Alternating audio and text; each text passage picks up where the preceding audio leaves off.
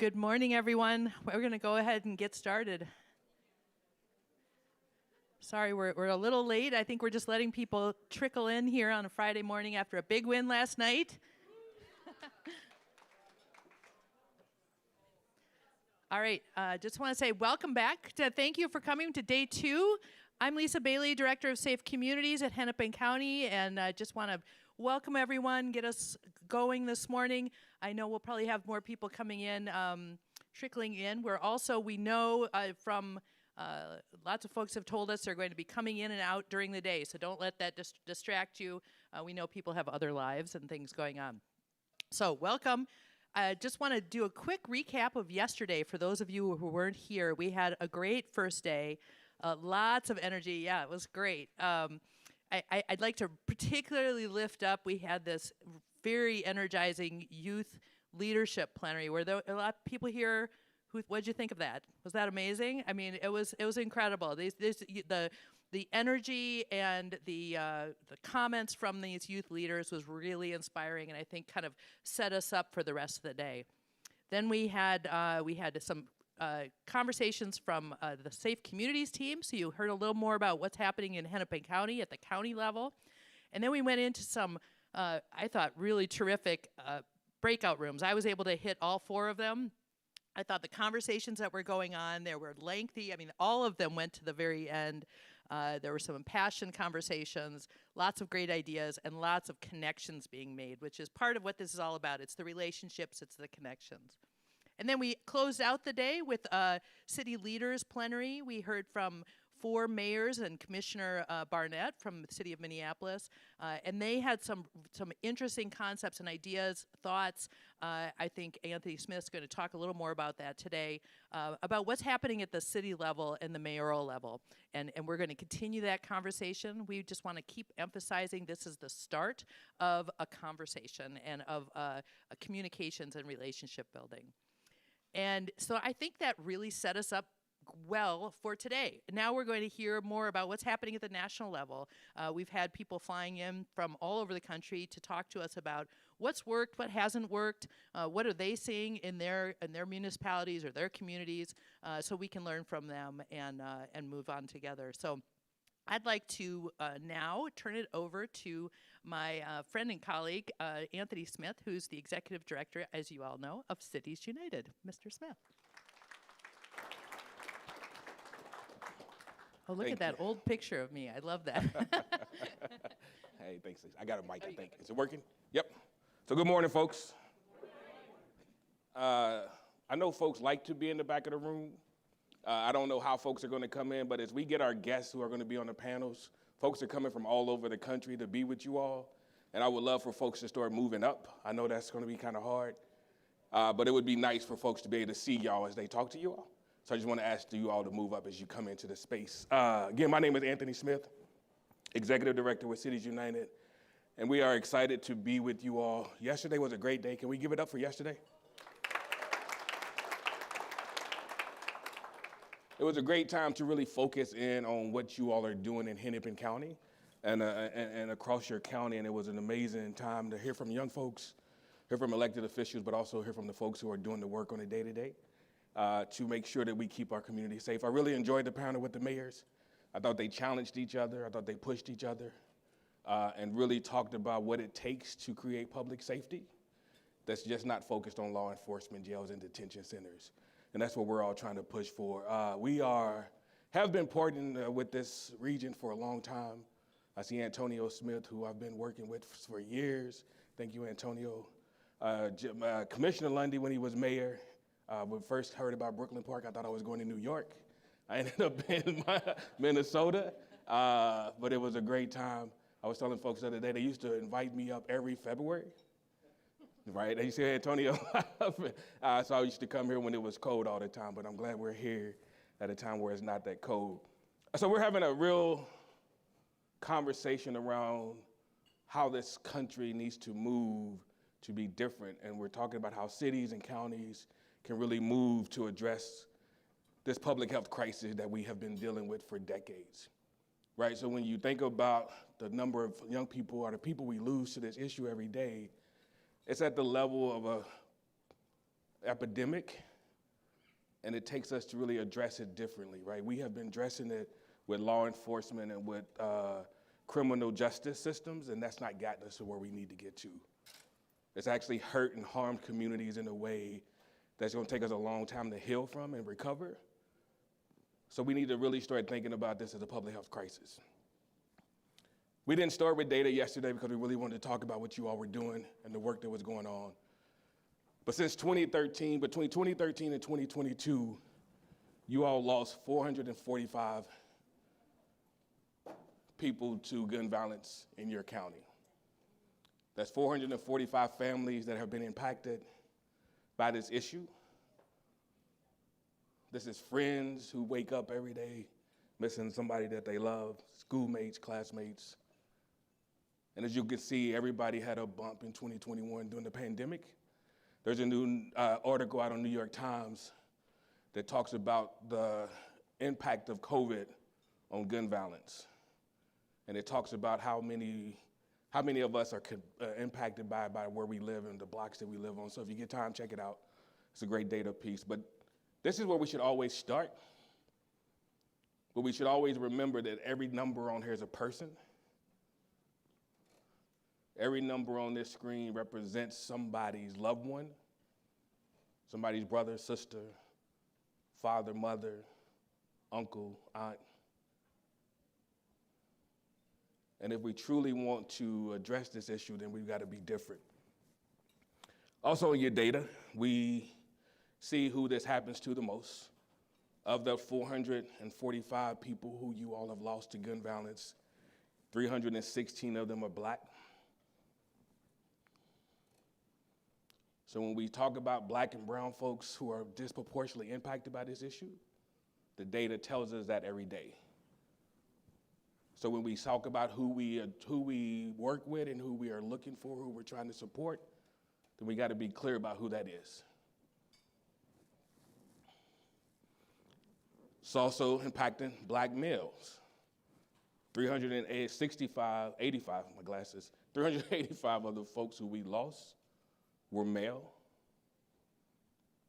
So again, when we talk about a public health crisis, we got to identify the who, the where, so that we can really put together strategies to address it. Then we talk about the age. A lot of times we go straight to doing youth work when we talk about who's dying from gun violence, and yes, young people are impacted. But as you also see, you all, folks who are most impacted in your county between the ages of 18 and 40. So that means you've got to have solutions and strategies to address young people or people between the ages of 18 and 40, because that's who's dying in your city to this issue. So when you put together strategies, and those strategies only look for folks under the age of 18, you're not going to get to the reductions that you're looking to get to. You're not going to save the lives that you're trying to save. So while it's important for us to focus and center young people, it's also important for us to look at our data and say, who do we need to build programs out for? And make sure that we put those strategies together to address that.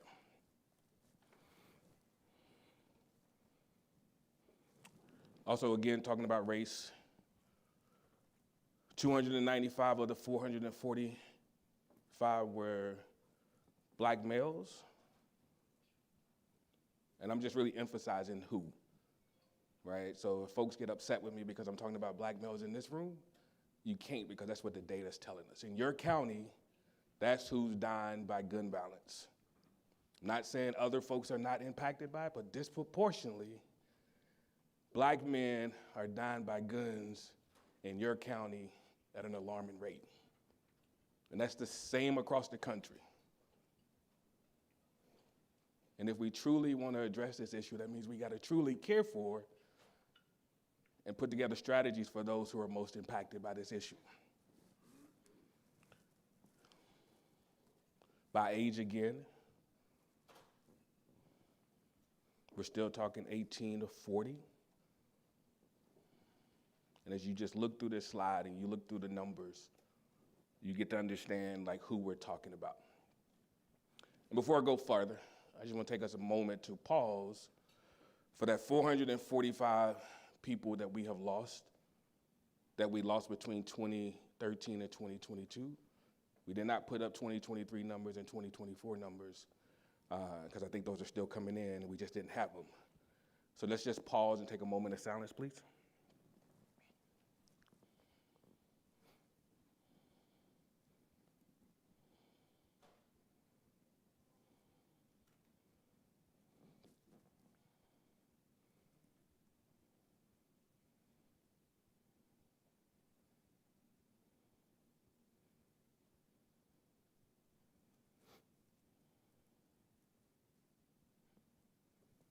Thank you. If I had a bell, we would have hit it 445 times because I just think we got to continue just to embed that. That's 445 people have lost. So at Cities United, the way we think about this issue is that we talked a lot about reimagining public safety for years. What would public safety look like? And I think we've got to get to a place where communities have reimagined and put in public safety strategies on their own without waiting for government, without waiting for anybody to be different, right? So all the programs that you hear about, from street outreach to violence interruption to the hospital-based intervention strategies, were done because community members said we can be better. We can be different. So we don't need to reimagine public safety anymore. Public safety has already been redefined. We just all got to get on the same page. We all got to join in. Thank you for that, exactly, the amen corner. I appreciate it. We've got to all join in and understand that it takes a system-wide approach to achieving true public safety. Everybody in this room has a role to play. Every department inside the county has a role to play when it comes to public safety. Every department in your city has a role to play. This is not just on our law enforcement partners. They have a role to play too, but it's just not on them. This is about how we build relationships with each other so that we can build stronger relationships with those who are most at risk. This is how we build better relationships so we can better allocate our resources to get to the families and to the people who are most at risk. We also believe that every city, every county, and every state should have a comprehensive public safety plan, which I'll talk more about later as we continue to talk. But it's a strategy and a plan that help guide your work. Minneapolis was one of the first cities to have a blueprint. And the blueprint really helped them move their numbers down and save lives and get more people to safety. And again, your data and our data says you must center those who are most at risk. So black men and boys are in the middle of this circle.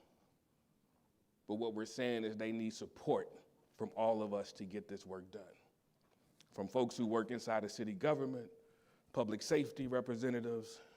Because again, I think when we talk about public safety and we talk about this issue, we put a lot of pressure on law enforcement, but there's so many people inside the public safety ecosystem that we got to make sure that they're all in the table. Who runs your jails, your judges, your prosecutors. We all have a role to play when we talk about public safety. Community partners, who we heard a lot from yesterday.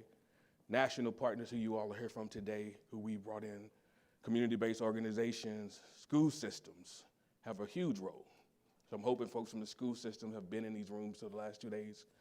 Law enforcement, local government, philanthropy, young leaders, which you all heard from yesterday, mayors, city managers, other elected officials, and the families and the young men and boys. What we're really trying to help cities do is build an ecosystem that allows us to identify, engage, and support those who are most at risk. And in you all's cases, black males between the ages of 18 and 40 are the ones who we need to build this ecosystem for. Cities United ecosystem looks like this. As you can tell in the first ring, the red, this is where you interrupt the cycle of violence. This is where CVI, community violence intervention, comes into play. This is where you have your street outreach workers, your interventionists, your hospital-based strategy. You all will hear more about this from Andre later today if you're in this space. He's doing a breakout on coordinated crisis response. How do we move as a city, as a county, to address this issue? How do we create a more comprehensive public safety, a collaborative public safety fund and model? How do we fund this work? Yes, the city and the county needs to put money in, but philanthropy, business, we all need to be making sure that we are investing in this work. Then you move into dismantling the systems and equity. You all heard it yesterday. The reason we're in this place is because of old policies and procedures that have created environments where we have pushed people to the margins, and we have made folks lose hope because we don't give them hope, and we have created not a lot of opportunity for those who are looking for it. So how do we create more inclusive economy? And again, this is for the population who's most at risk. How do we make sure they can find a job, start a business, so they can take care of themselves and their families? How do we make sure we have better educational support for those who we typically push out? The men and women who have dropped out of school, how do we help them get back into school and get back engaged? How do we build more family support? Y'all talked a lot about it yesterday. When people are in trouble who are sitting in front of you, that means their families are in trouble. So how do we do better at wrapping our arms around the whole family at the time? And how do we do this work without causing more harm? How do we center healing engagement strategies in this work so that we don't cause more harm in our process? And then lastly, investing in the infrastructure. How do we look more upstream and really say, as we have redefined public safety, this is how we now invest our resources to make sure we have enough money, dollars for everybody to get the work done. This is around making sure that we are advancing anti-racist policies. There's policies that we know that have been pushed forward from 3 strikes, redlining, urban renewal that have caused a lot of harm in Black, brown, and poor communities. And how do we not do that anymore? This is also about how do we assess what the city is already spending. This is budget cycle. I think y'all are in budget cycle right now, right? Always. And if you don't know what your budget numbers are and this is not a community process, then we're going to keep getting the same thing. We need to all be inside of not just the county's budget, the city's budget, but our school system's budgets, and asking for the resources we know we need to keep everybody safe, healthy, and hopeful. This is also about how we frame the conversation. Yesterday, I heard a whole lot about crime and criminals. That's not the conversation we should be having. We're talking about men, women, and children who are losing their lives because of the systems that we put in place. When we talk about crime and criminals, our solutions are different. When we talk about people that we love and care for, we put together better solutions and better ideas, right? This is also around making sure that we get a really good estimate of what it's going to cost for a new public safety infrastructure, and how do we invest in that? You guys will hear a whole lot about that as you go through the day, but just about every breakout that you're going to go to, I have some of these same slides. I think redundancy matters. I think y'all got to hear stuff over and over again before we can get there. All right, again, comprehensive public safety plan. You guys are going to hear a lot of people come on the stage in a little bit to talk about how they have built their plan out, how they're implementing it, and what it's done for their cities. These plans for us are written documents that include a long-term vision for those who are most impacted, along with goals and action steps of how we're going to get there. It has publicly identified goal owners, like who's responsible for this, so we can hold each other accountable.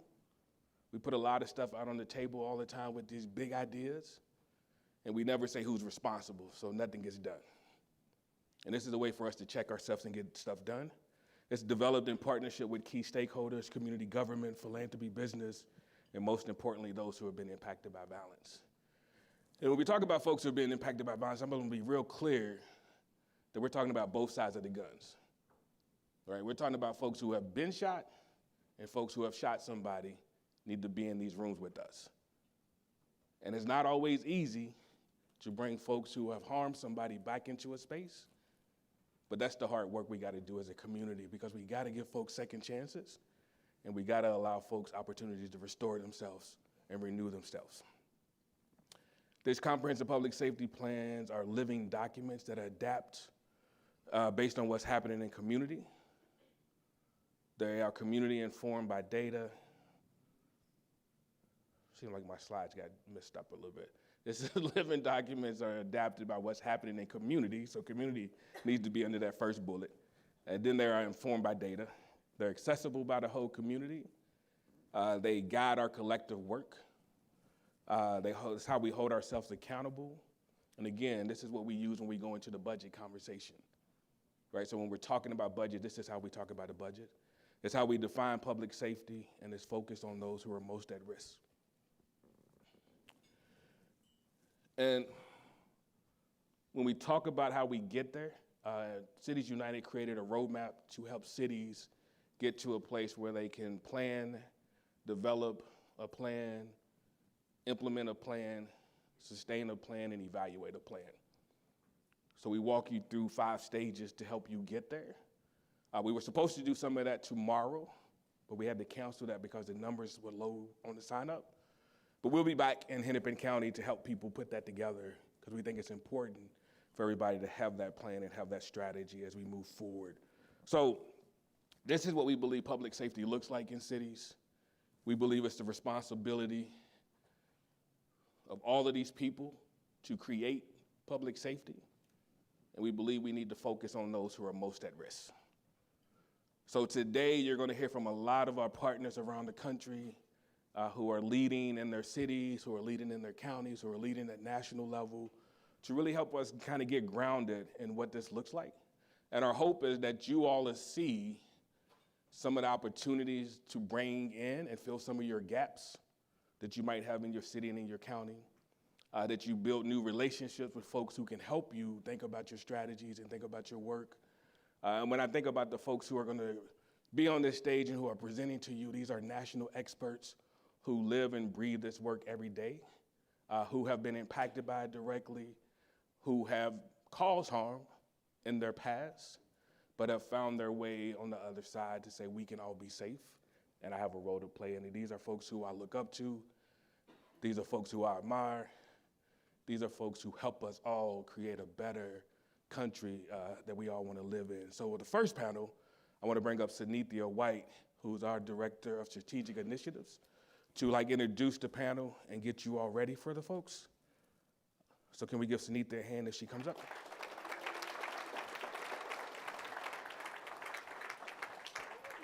Morning.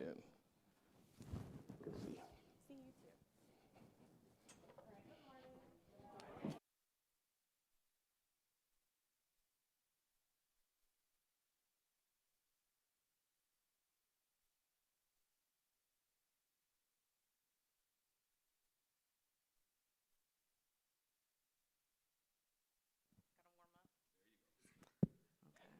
Oh, I did it too fast. I was gonna dance, but it. Sanithia White, Director of Strategic Initiatives at Cities United. I actually have the pleasure of making 3 years on the CU team right about now. And so thankful to be with you all today. I lead the team or provide leadership for the team that's built of wonderful leaders who do our coaching and capacity work, our national initiatives, virtual engagement, and our young leader engagement. And so today we're going to have a conversation about what Anthony has gone over, and that's developing and implementing a comprehensive public safety plan. Something that I'm going to say to you, just in case it does not come up, is we all want to get to the work fast. We want to save lives, we want to improve outcomes, and we want to be intentional. But if you are a city that is resourcing the work with no plan, then you are actually moving against sustainability. Because what will happen is folks will retire, they'll go on to different jobs, and the attention or the spotlight on the work will change, and you have nothing that allows community or internal stakeholders to hold the folks accountable who came to the table and said they were going to do something, okay? So know that you can define any strategy, get trained, put it on the ground, but if you have nothing keeping people honest when things transition, then you are starting with the intention of not doing something long-term, okay? So if you remove accountability at the end, then you don't have any real desire to do this work. So joining me today Ladies first. Erica Atwood.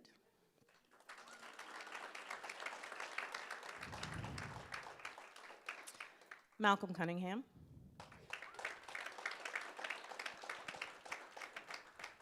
And Mayor Christopher Curtis.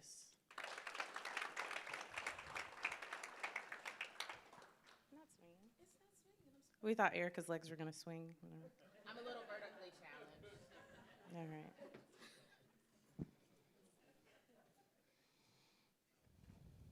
Okay. E. All right. All right. So I'm going to allow them to introduce themselves. You guys can, I think there's information you can read about them. You see their title. So this is a bit different. A one-liner about you and the work. And what it can be what it means to you, how you approach it every day, or even what you avoid. Just put the right disclaimer first. There are just some things you can't avoid. But the work for me is I want not to be the exception, but the rule. I grew up in Camden, New Jersey at the height of the crack epidemic, and I made it out, went to boarding school for high school, went to the Howard University, and am able to accomplish things. And when I tell people who are from Philly or from the East Coast, I'm from Camden, they go, oh, I don't want that to be the norm. And I want young people to have the same opportunities that I have had for success. And so this work for me is about changing exceptionalism to normalism.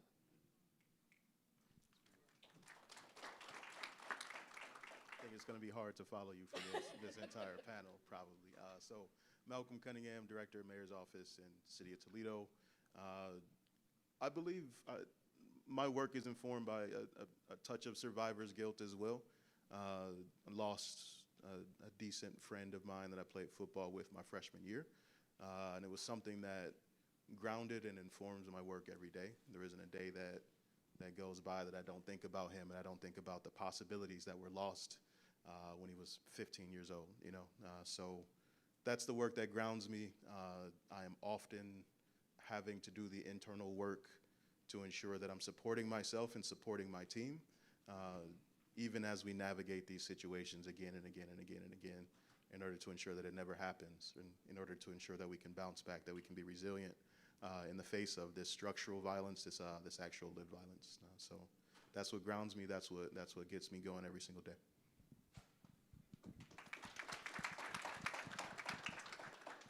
Good morning. Chris Curtis, Mayor of City of Kankakee. And for me, I talked about this in Atlanta and some other places, and you're gonna look at me, and our community is a very diverse community. And I'm just gonna throw it out there. I've said this before in Baltimore, and I'll say it again. And it starts coming a little cliche, but I think it's good because it's a different crowd. But I'm the white Republican conservative mayor. Okay? And people look at me a lot of time and sit there and say, and even when I won my election, said, wow, okay, we've got a problem. This is the mayor we just elected. I'm speaking the truth here. And actually, I care. And what I mean by that is I'm the guy that I've talked to Anthony and Cities United, said, use me. Use me across the country because I believe in the initiative that is being put forth here. And sometimes I hear about people that look like me in other very conservative cities and sit there and say, we're not going to do that. That's not the way. And so I sit there and say, I've learned in this seat, I'm a real estate agent. That's what I've done since 1991, and now I joke sometimes I'm playing mayor. You know, I'm now running a city. But I sit there and say that I believe in this, and I have found in the last 2 to 3 years that this seat carries a lot of weight and carries a lot of power. You can't ever let that go to your head, but what it can do, it can influence. And it can educate other communities to say the plan of doing things different has to happen. Now, I'll be very clear. I'm very pro-police. I'm very back to blue. I believe there's a piece for that in everything we need to do, but there's another way we have to work concurrently with the underlying causes. And so there's the immediate effect that we have to deal with, and then there's a long-term effect. So we'll get into discussions, but that's basically my background and why I'm involved in this, because I want to make a difference. and I hopefully want to be the face that can help the people that are resistant to change.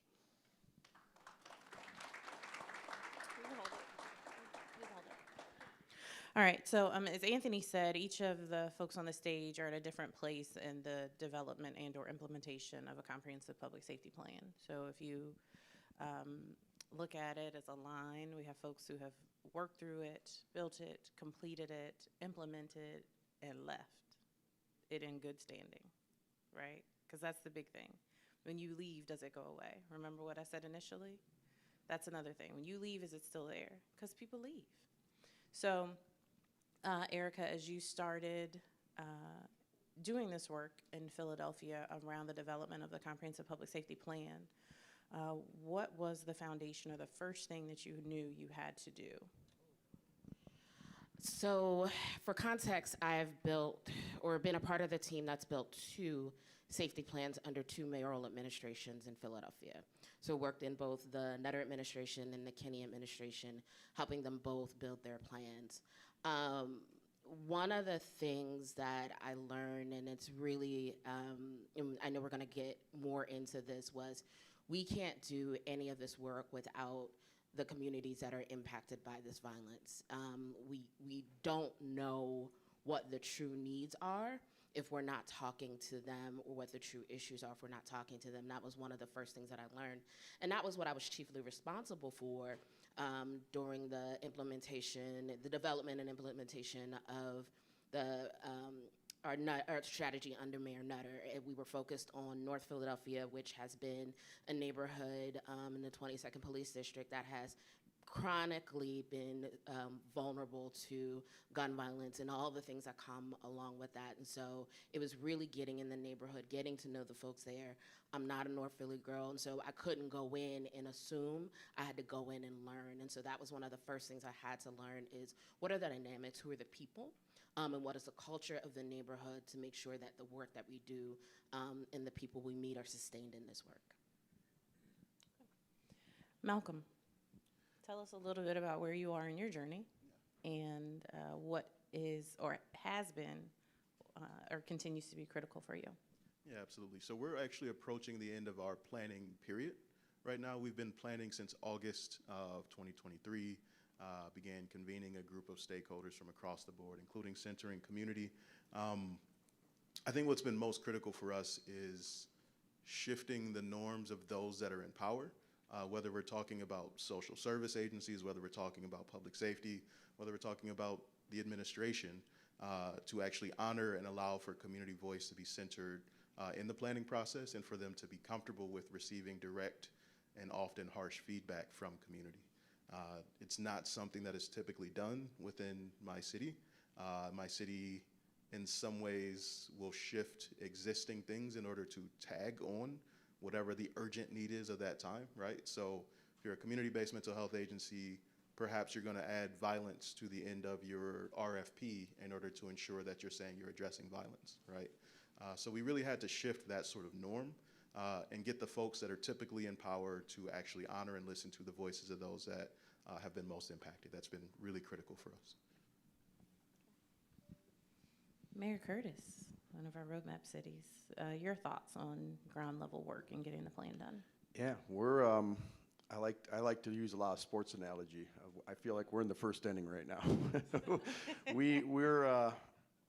We're right now building out our plan and everything. But why we've had our office, Kinky United was actually started under my predecessor, Mayor Wells Armstrong. She was the one that got with Cities United, and then that thing called the pandemic showed up, and that kind of stopped everything. And when I did run for mayor, I had several people sit me down and say, you've got to follow through on what she started. So I'll give a lot of credit to her because she was the one that did, and we bought into it. But we're early on in the stage. The biggest thing for us is we're a smaller community, but we've got a lot of partners besides Kankakee United, and that's what we call our Office of Violence Prevention within the city of Kankakee. But we've got 2 or 3 other organizations that are also working together. And the problem is we're not interacting these tracks together right now. We're working parallel, and we're trying to make sure, and Cities United is very impactful of helping us. They've been bringing us together here just in the last, I'll call it, 90 to 120 days right now, and he's just even been here, to help put our comprehensive public safety plan together. We kind of had one and we were kind of winging it and everything, but as it was mentioned earlier by Ms. White here, is this has got to be something that's got to be put together that's lasting. Most mayors will sit here and say that, you know, when the election comes up, I'll be in that same seat and I'll continue this path, but that doesn't always happen. And so my ultimate goal is we're starting to fund it, and we've actually now got it as part of our operating budget. We used ARPA money to get it started, but now we've taken it out of the ARPA category and we put it in there, so it's no different than the Code Department, Department of Public Works, or the Fire Department. And so that's one of the things we're trying to put together. Now we're trying to really put together the cohesive, comprehensive plan that'll last if I'm not there or when I do leave, or when Johnny, our Office of Vice President Director, is not there, that it continues on. So for us, it's early, but it's also bringing all the parties together. That's what we're struggling with right now. We've got, everybody wants to take the credit, everybody wants to do their thing, but it doesn't work having 3 or 4 agencies running parallel tracks together. They've got to intertwine. Okay. Mayor Curtis, I'll keep it with you because you gave me a great segue. Appreciate the handoff. Sports analogy, maybe. I don't know. I like it. I like it. We'll keep it. Okay, we got baseball, football. We'll do a basketball one next. So. Okay, I'm ready for that one too. I know what that's called. In building your table and the organizations that you're working with, who are some of the organizations or partners who are at the table, who are running parallel, and who are some of the ones you're trying to bring to the table that may not be there or may not be showing up in the ways that you feel are most beneficial? What does it look like in Kankakee? I'll start with maybe the easier one, who's not at the table right now. And what's interesting is, I'll call it our community churches, our leaders there, they are not at the table right now. We have, I believe we've got the city at the table, we've got our police department at the table, we have our state's attorney at the table. He's probably one that really started a lot of this initiative too, with his mentoring programs and different things. And then we've got we got an organization that received a large grant, and we've got another organization that's doing the same thing. So they're at the table.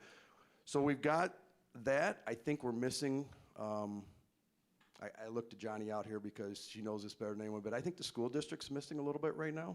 I really do. They're partaking, but they're not all in. They've just put their foot into the first couple steps of the pool. We need them all in, and it's our faith community-based leaders that are not in right now. We got to get them in. Our hospitals are coming along, and that's due to the hard work of the team that's there, but those are the 2 that we're missing, and I don't think it moves forward without them. Okay. Because I can tell you we've got some issues in the school that happen, and that knowledge doesn't get shared where our team could get out there and start to interact with those families before something escalates beyond the control that we want. Okay. Malcolm, what's your table looking like? Who y'all invited to the cookout? Yeah.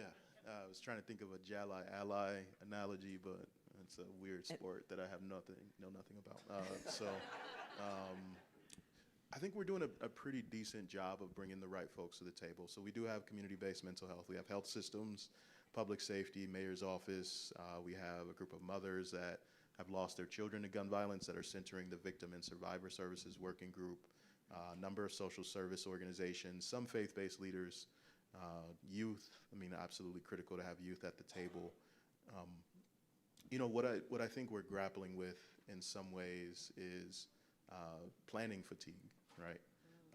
In the last probably 6 or 7 years, there have been a number of neighborhood-based plans. There have been comprehensive land use planning efforts. There have been, racial equity plans. There have been so many different planning efforts that have happened, and they are not typically being done in the way that we're doing it, thanks to the efforts of Cities United, right? So as they come to the table, they see that it is quite different from other planning efforts and that there are actual teeth behind it.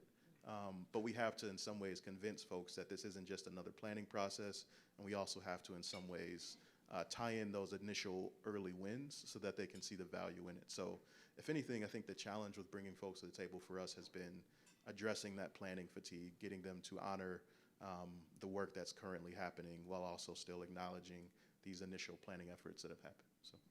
Thank you. And so a point I want to make before we shift to Erica for her input on that question is that when you start this work, and something that, you know, if I end up coaching you or somebody from our team ends up coaching you, is we're gonna work on having a plan in place, right? Do you get invited to a party that you don't know when it starts and ends? You don't know what you're supposed to bring. You don't know what you're supposed to wear. You don't know the reason you're celebrating. You don't know if it's just a time for folks to come together, right? So when you start this process in your community, you have to be very intentional in your planning efforts before you go out to know that this is when you intend on starting. This is when you intend on stopping. These are the frequency of subgroup meetings or large community updates. You have to put some things in place so that folks know what they're signing up for, and so that folks who have been at other tables who feel like they're being drugged to the table again know what the commitment is, and then for the community to know when they're going to hear something. Because I think there's probably folks in this room who's like, okay, another community plan? Oh, that's great. Anybody pulling the last one off the shelf? A lot of folks feel that way because, let's be honest, in a lot of government spaces, especially if it's around community planning or something in your planning department, you do that work and it starts, but there often isn't an update if you're not very connected to the work, right? I live in a city where I worked in local government, and so I know the community plan. I know what the trees and the planning process is going to look like on the King Street corridor. It's in the plan, but I was in local government, so I know how to find the plan. I know how to look at the plan. I can ask the questions. You need to be transparent and engaging so that those that you're working with to build this out, that you can't get it done without, know the expectation for participation, the expectation to give feedback, and the expectation for what's needed to go ahead and launch or implement. Erica? So I may not be answering the question, but I'm gonna say this anyway. I'm gonna choose violence. That's why we call her Big E. So in building a plan, here's what not to do, and this is what happened in Philadelphia. We had a group of philanthropy come together, and I told you I was choosing violence, Anthony. I didn't know where you were going, but I got to see. Go ahead. We had a group of philanthropy come together and build out a room, say they were providing support to the mayor. In actuality, these were detractors of the mayor. They didn't think he was doing enough without talking to folks like me who were killing ourselves doing the work, and decided they were gonna form this coalition. And this coalition celebrated a 1-year anniversary of doing mostly getting in the way. And, oh, sis, I'm not done. And so in that getting in the way, they had a whole victory lap of celebrating an anniversary, and they brought a room like this together. And they brought a room like this together to talk about their wins. They had totally scripted panels, including people that reported to me. They did not invite me. They did not invite any of my leadership team, which includes the Office of Violence Prevention, Office of Reentry Partnerships, Office of the Victim Advocate, Town Watch Integrated Services, and Office of Criminal Justice, and I'll put in parentheses reform, so you know what they do. The room was predominantly white, predominantly executive leadership across the city, and not in city government, I mean in business, in academia, and I got in trouble for acting out. Cause I'm like, if you're not gonna let me literally toss tables, I'm gonna proverbially toss tables. And I wrote a letter really talking about how you cannot solve a problem without including community. And you cannot solve a problem impacting communities of color without them. You cannot solve a problem with the people who are doing the work every day. Because most of us have been impacted. It's why we do this work, based on what Malcolm said. And I could tell you a lot of my story. All of us could tell the stories in this room. And so when we're building these plans, when we're thinking about the sustainability of comprehensive plans, they have to be inclusionary. And philanthropy has a role at the table, absolutely. They have a role because they can fund the research, they can fund the work, they can be thought partners and leaders. They should be at the table. They can't be the only ones at the table. And there's an opportunity for continuity, and I was blessed to be able to do that because I worked with multiple mayors. So if you do have a strategy that is somewhere on a shelf, dust it off, pull it out, look at it. See what the things that are there that are salvageable, that are maintainable, that you can take to the next strategy. Just because you didn't like the person who did it doesn't mean it doesn't have value. And so when we think about building these comprehensive plans, when we think about sustainability, think about all of the resources you have available to you to do this plan. And sometimes it's what was done and didn't work that you can learn from as well. Thank you. Something else there? You can hold it. I'll come back to you. Something else there is also making sure that the opportunities that you're building for community feedback don't always have community coming to you. Just because you think it's a central location, it may be for everybody who has a car. It may be for people who are comfortable in entering buildings that they may have some distrust with. It's easier to get information and to get feedback if you go where people are and where they're comfortable. And then also being cognizant of engaging with people in different ways and getting their feedback. Everybody's not going to do your survey. I don't care how much you pay for targeted analytics on Facebook or anywhere else. You're going to get some feedback there. But if there are social gatherings for young people, if the Friday nights at the football field are major, while people are standing in line, give feedback. Give them a little coupon for a sandwich or pay for their ticket. Go to the communities of faith, have conversations, get that information. Your effort to get feedback should exceed your expectation for the community to participate. Now, community partners at the table. What's the value add? Well, so one, the value of community partners is they have the relationships with individuals who are at the highest risk of gun violence, being in the cycle of gun violence. And so having them at the table, you now have ambassadors to be able to communicate resources and opportunities for those that they're working with on a daily basis. The other piece is that we've got to invest in those community organizations in a different way. In Philadelphia, during the pandemic, we were able to invest $16.5 million directly to community-based organizations who were black and brown led, who had 3 or more years of experience in neighborhoods that were most vulnerable to gun violence. We invested in trauma-informed care, safe havens, mentorship, and restorative justice. And we were able to do that in partnership with City Council.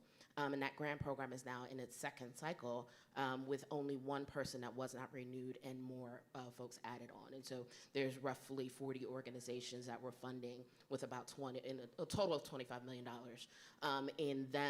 in technical assistance and an evaluation of the program. And so the value add in community is one, they're the ones that have access to the people we need, and we need to work with them. And then two, the value add is they're the ones who are going to continue to gain trust, build momentum in communities, and so we have to also invest in them so they continue the work that they're doing. Malcolm, value add for having young people. They will be honest and direct with you about what will and what will not work. They'll be very direct with you, especially if you created that space and that opportunity for them to provide that sort of feedback.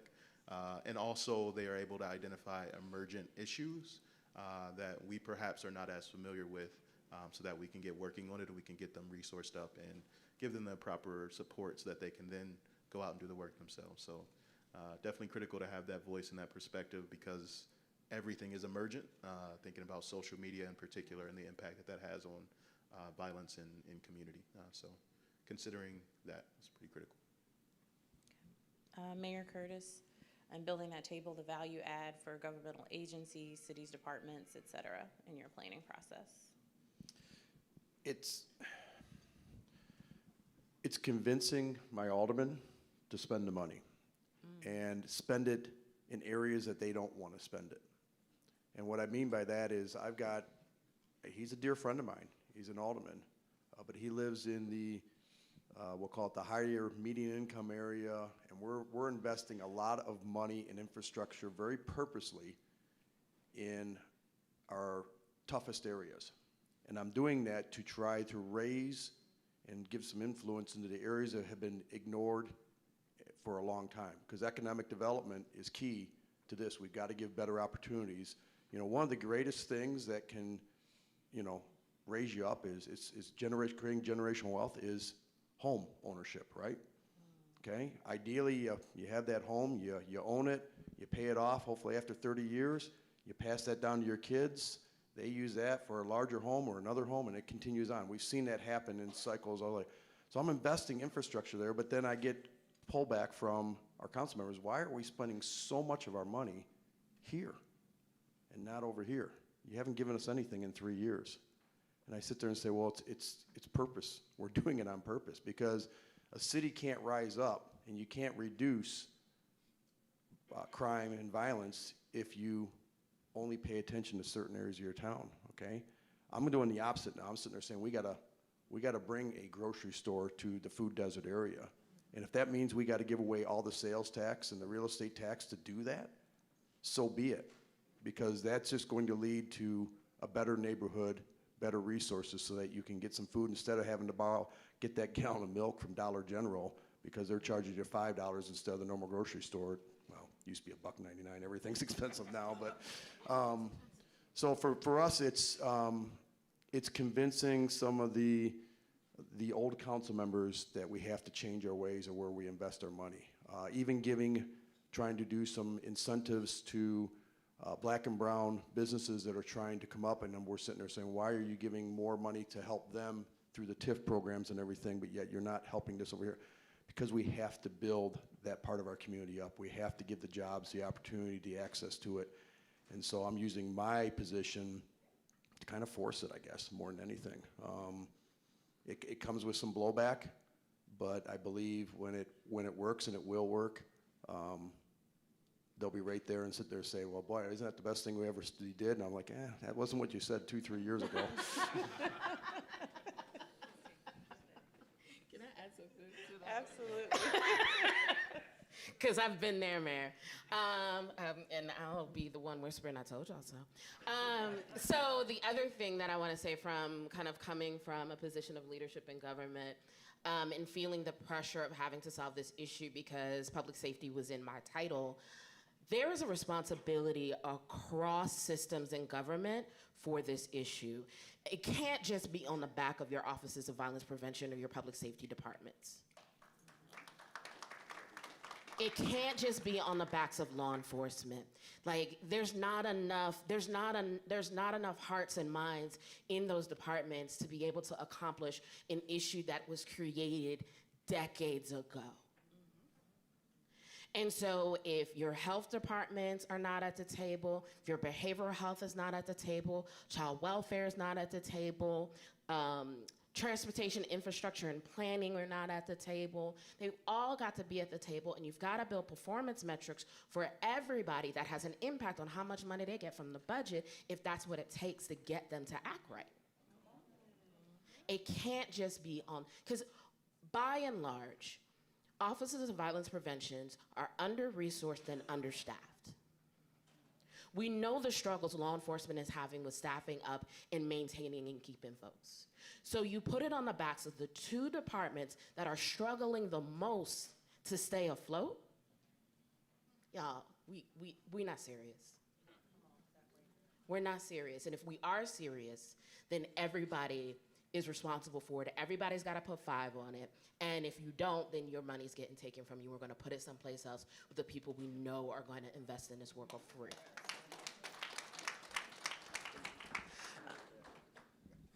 I want to add, I concur with that. And what I mean by that is, you know, the code department, the economic development department, the planning department, it's all part of the public safety plan. Okay? So when code comes out and they're at this house and they're sitting there saying, you've got to fix this roof or you got to do this, and the money's not there, and now they've got another ticket, okay? That's where we've got to be a little softer and say, hey, we'll work with you. Well, let's get us to the community development agency who's got the federal funding for grants to get some things done there, and let's not write that ticket, okay? Let's help them. So it's all departments. It's not just, as you said, the Office of Violence Prevention and the police department. It's across the board, and economic development and code department's a big piece of it. Thank you both for that. It just makes it more interesting. I'll be, to be honest with you. Something that's funny, in Mayor Curtis, you kind of gave me an alley-oop.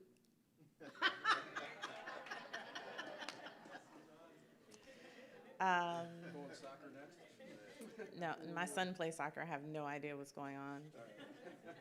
Well, I'll get back. Yes.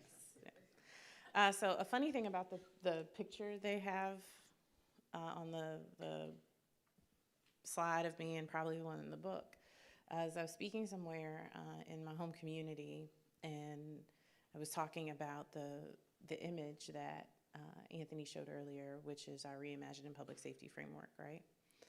And there was a retired police officer who was a community, probably a community advocate or connected to law enforcement now. And I found out he was retired after. And so that laugh on my face is because he's like, you want to not have a police department. And I said, no, sir. I want to call the police when I need to call the police. And I'm quite sure that every officer in here does not want me calling them because somebody is walking down the street and they don't look like they live in my neighborhood. I want, if my alarm goes off or I don't feel safe or something is happening or there's an accident and I need professional response, I want to call the police. I don't want to call the police for foolishness, and I don't think the police want to be called for foolishness. You're having a hard time keeping officers because you call the police because someone looks out of place, or they don't greet you. You've never seen them before, or they're having a mental health crisis. While the officers in my community are trained to respond to that, that's not what they signed up for, right? And so what you all said about the responsibilities of the departments makes a lot of sense, because police officers want to do good policing, for the most part. I can't say that everyone in every profession has the best intentions and the best heart. But if you set them up by responding to things that they should not be responding to, then you're only souring the opportunity that they have to build relationships. And then when you come back in and building this plan and you have police at the table, they don't trust you either, because you've not done anything to help build community relationships in city departments and in public safety. But then you come to the table and ask them to join you and sit next to the ops. They don't have much to say to you. So all of these roles, making sure the departments know their role, as Mayor Curtis said. I asked everybody to come to the table. Do you come into contact with children, young people, or families? I made it my business to make it difficult for you to exclude yourself, right? And if you don't, then you don't need to be here. But I didn't have any department that could wiggle their way out. And then the other thing when you're building this plan is, when we cross this line together and we have this plan and we're talking about collectively our contributions, do you want to be the department that has no positive contribution? When they list at the beginning of this report and at the end of it and in community engagement, do you want to be the department leader or the superintendent or what have you that's never there? No. Do you also want to be the elected person who's never there? Let's be honest. When it's time for re-election, do you want to be the strange face? So let's figure out how we can bring you to the table and we can build together. Now, here's another thing, a term that Erica likes to start. I don't ever start trouble. It's not really my. I got the mic. Epic lies. I got the mic.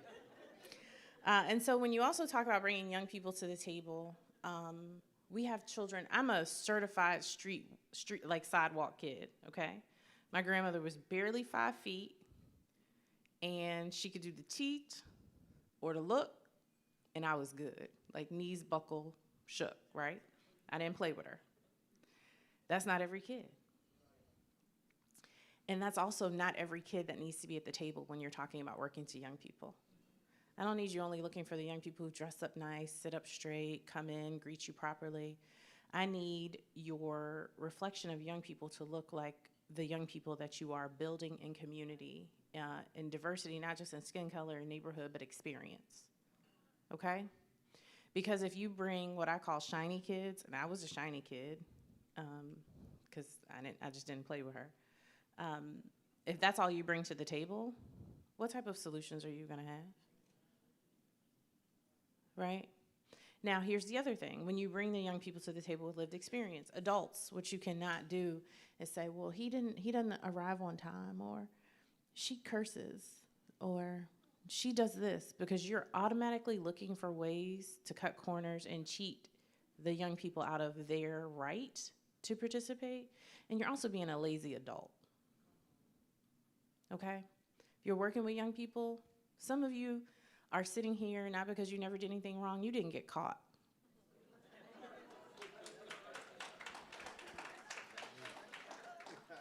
So make sure, I don't know what the statute is, Malcolm, but you might want to, turn that mic off. All right. So next thing we're going to talk about is the data and the numbers. Anthony gave, at the beginning of this, some very sobering numbers, right, about what the picture looks like in your community. How have you all utilized that data to help further the work that you're doing? You can start, Malcolm.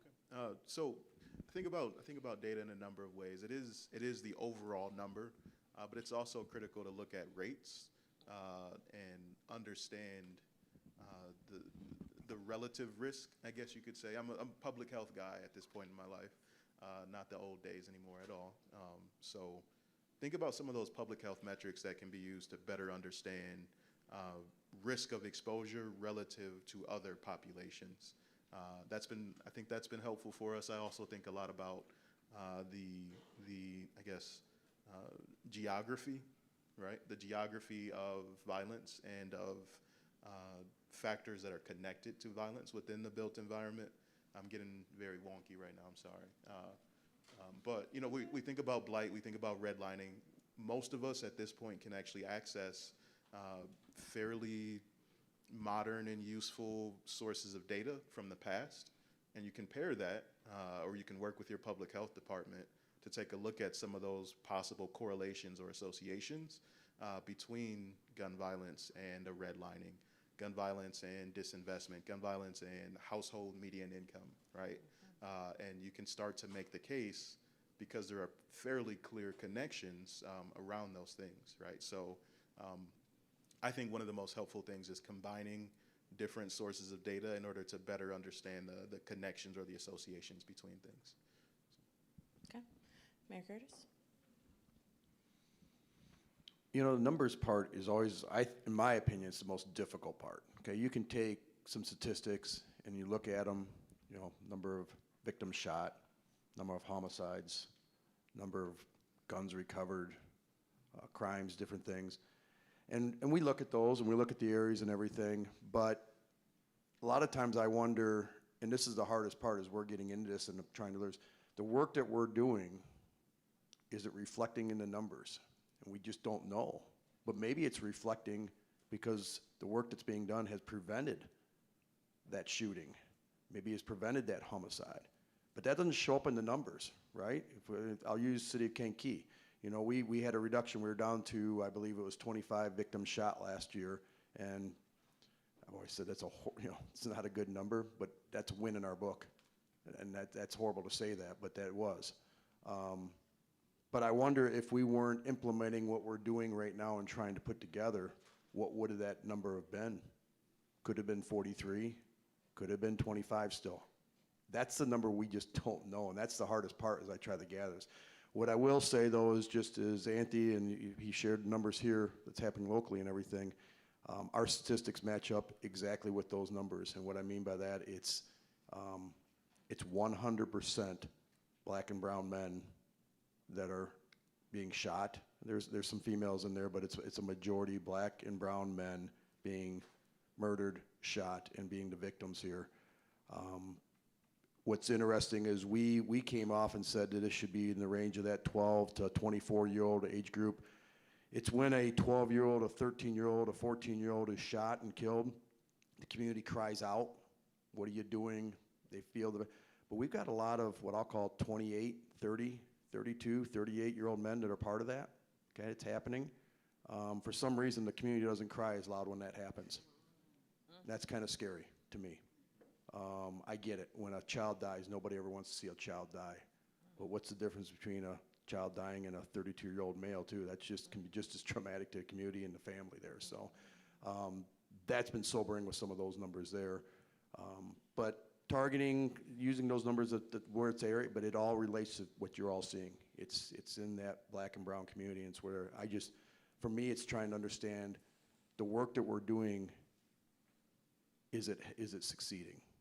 I believe it is, but I got to prove it, right? When I go ask for more money, and I go to these aldermen, and I got to put it in the budget, I got to show them some facts and figures to justify why I want more money, and that's hard to show sometimes. And but I look back and just sit there and say that it's very, I think the work we're doing, I think those numbers could have been much higher if the work wasn't being done that we're doing now. But I just have no way to show that and base that, and that's the most frustrating part. So plug for later on with data with Abyss from our team. She'll give you some information about working backwards and being able to look at that return on investment. And then as we transition to Erica to give us her feedback, Mayor Curtis said, we should be upset when it's a child. We should be upset when it's a 32-year-old man. That still tears at the fabric of community and family, because the likelihood that the 32-year-old has a child or is somebody that people cared about in their neighborhood. Think about his mother. Do you think she feels any different than if he was 32 or 13? She's still doing something that is out of the order for what we believe in the life cycle, right? And that is bearing a child. So don't get lost in numbers in that way. A life is a life. A potential removed from community is potential removed from community, period. Okay? So I also want to say something on that too, is I think that we have to examine when we see a 32-year-old that is killed by gun violence, what did he do to deserve that? And I think that's the question sometimes that folks won't say, that's the quiet part out loud. And you can look at a 13-year-old and say, oh, that shouldn't have happened to a 13-year-old, but you look at a 32-year-old and say, well, what did he do to deserve that? And I think we have to examine that lens of gun violence and our bias around that, because we all have it on some level. How we use that, a real practical way, is working with the police department data, health department data. How many of you are familiar with child death reviews? So we started to do that in Philadelphia with adult homicides. And we started to see all the entry points into systems these young men were having to begin to build out programs and strategies to intervene at the points in which we knew they were at a higher risk of gun violence. And so that's a practical way that folks can do, that you can set up to be able to start to examine how you can have more preventative measures in your communities, in your jurisdictions, around supporting, saving the lives before they get to that review space. Other thing is, stop doing stuff the data doesn't tell you. Like, can we stop setting up curfew centers? Because show me an example of an evaluation that says it works. And then I'll shut up, but it doesn't exist. And so use your data to support building systems, programs, and making investments that actually work and not make you feel good or make city council feel good. Use your data as your protection, use your data as your ammunition.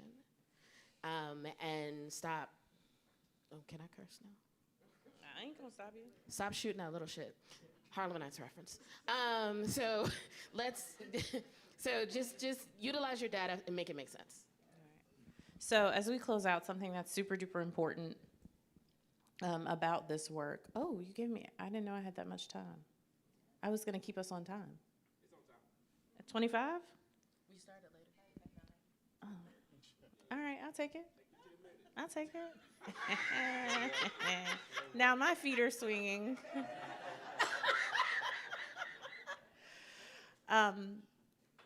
Now, there's also some really unrealistic expectations being set for these offices, given all of the attention in the past couple of years on the work and the need for work. But for those of us who have been doing this for quite some time, we know we've kind of been pulling teeth and going at folks to invest and do the right thing before the pandemic hit, right? But now that it is here, there are some really unrealistic expectations on the amount of time that you will see things realized, either a return on investment or office built and fully staffed. And I have a thought about that, I guess you can tell. By the way, it's foolish. You have, in many ways, there are departments across the country who have set up an office very quickly, gave it some funding, 2 people, and said, well, this is a community problem, so we don't want to put a lot of city staff in it, but we want those 2 city staff to help coordinate in the community. We want them to show up at all of the community-based events and build relationships. We want them to sit at the prevention table. We'd like them to be at FAP. We also want them to manage a community grant program where we give out $5,000 for 6 months worth of work to community-based organizations, and the reporting is short of, like, promising, your firstborn. Okay? We're doing some really foolish things that we don't do in other spaces. Now, we gotta, in a lot of these cases, I know we have to take what we can get to move forward. The 3 of you, what are the things or an idea that you wish folks would slow their roll on and give offices more time? And then you could probably think of 40 things, but just think of one thing that you want folks to be patient about when building these offices and developing their plans. So the first thing that comes to mind isn't what you shouldn't do, it's what you should do. Okay. Or I can phrase it the way that the question comes across, but you shouldn't treat people that are doing this work like they're not also impacted and they're not also constituents. We treat people, particularly Black women in this work, like indentured servants. And we've got to build out, we cannot care for the communities that are impacted by this violence by being violent to the people helping you create solutions. And so what I would encourage folks to do is build out a community of care within the work. An example of that is I did quarterly retreats with my leadership team and biannual retreats with my entire team. My entire team was roughly 100 people. My leadership team was roughly 15. And sometimes I facilitated them, other times, because I needed to get loved up on too, I brought other facilitators in. That is also part of the work that I've been doing nationally, is supporting and coaching folks who are in this work in a way that builds out a community of care nationally. And so if you're going to think about this work, think about it in a sense of, those of us who are doing this work are also impacted. We also have our traumas around this work. We have to treat each other with love and care.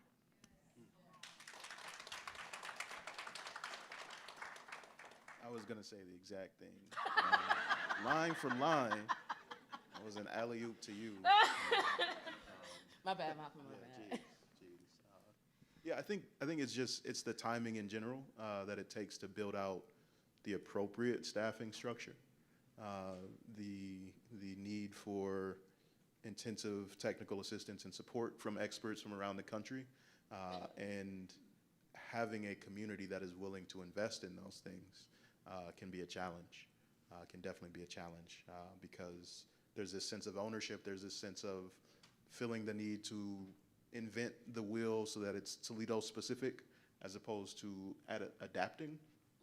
for local context. So I think that's been one of the challenges for us, this idea that we should invent it overnight, solve the problem, and move on to something else. I think that's been a fairly sizable challenge that is in need of reframing.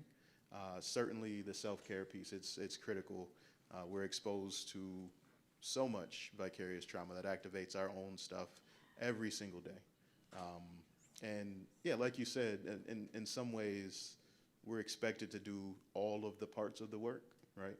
I'm coaching one moment, I'm responding to a shooting the next, and then I'm going in front of city council, you know, in the same day. And you have to switch modes and emotions and language as you're shifting between these different spaces. And if you're off at any point in any of these spaces, there's a problem, right? So I think having the grace to allow folks to develop and also to be supported as this office gets built up, I think is really critical to the long-term success of this stuff. And honestly, just it needs to be sustained funding. These offices can't rely on ARPA long-term. They cannot rely on grant cycles. It has to be something where you're not fighting for the survival of your staff that you've managed to get trained up and built up that live in these communities. We can't have them not sure if they're not going to have a job next year because a grant cycle has ended, right? Because that is trauma. That is trauma. Absolutely, absolutely. So Mayor Curtis, 1 minute, same question, and then we'll close out and be on time. I'm going to say ditto and ditto, and I'm going to say, Ms. White, I feel like you just talked about Kankakee. Because I'm sitting here, what you just said, and I feel horrible right now. Because, no, in all seriousness, we're not even 2 years old with our office yet, but we have 2 people, and I'm running around 20 different places, and I'm not giving the time and attention to the office that it deserves, and I'll admit that.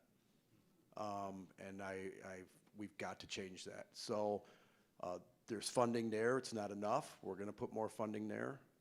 But really, what's the biggest piece?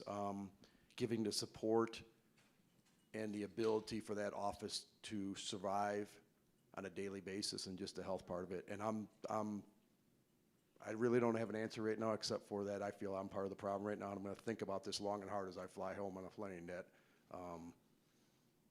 you just opened up for me. So I don't have an answer for you, except for you just opened up my eyes and said, I've got something I've got to fix. So because it's, we place a lot of expectations on 2 people. We're 300 people for employees in the city of Kankakee, and we're putting a lot of expectations on 2 people, and I'm not providing the support that they need. So I don't have an answer, except for that I will have to come up with one. All right, so hang in there. I appreciate all of the transparency on the panel today. Mayor Curtis, I appreciate yours. Anthony knows, Erica knows, I came from a department of, I had 1.5 folks. The department, because of the things that were put in play, many of the things that were put in play, the department now has, I think, 10 people. And so hang in there and do it. And then how we're checking out today is around communications and how we talk about Black men and boys in this work. And so you really only have like 5 seconds. I'll start. And so something that you would impart to folks in this room when they talk about the work around Black men and boys, give them an adjective that you want them to start using before the names of impacted individuals and why you're doing this work. And so I'm going to say, because they are worth it. Listening and compassion. I mean, 2 words. 2 words I gave 2. Compassion. Okay. All right.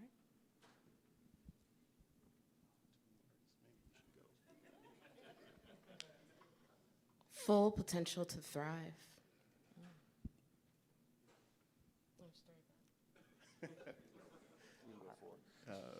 Contributors to community.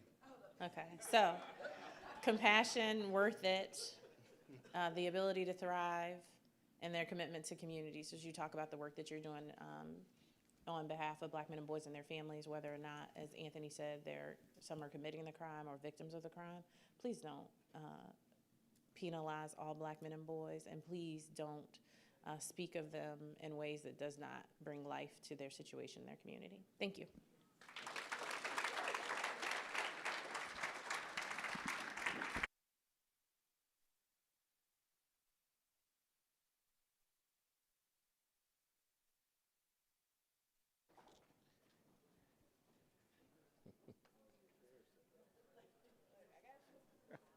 said just what she said. Love you, sir. Love you too. Good shit. Thank you. Appreciate you, man. Thank you. Yeah, thank you. All right, let's give it up for him one more time, y'all.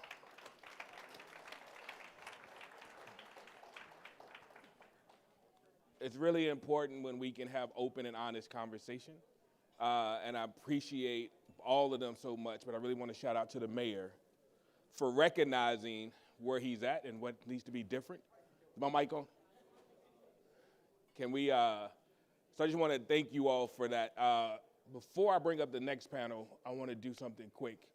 One of my mentors is in the room, Dr. Eddie Woods. If I can get Dr. Eddie Woods to stand up.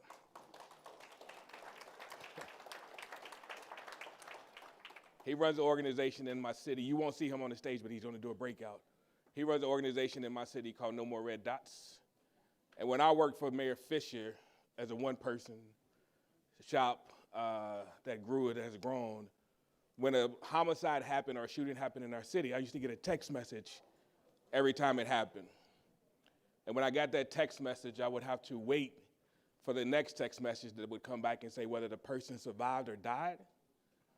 And in between those two text messages, Dr. Woods was the person I would call to get a sense of what was happening in the street, because Dr. Woods and his team have been doing interruption work for over 30 years. And they have relationships and connections and sometimes have more information before law enforcement had information.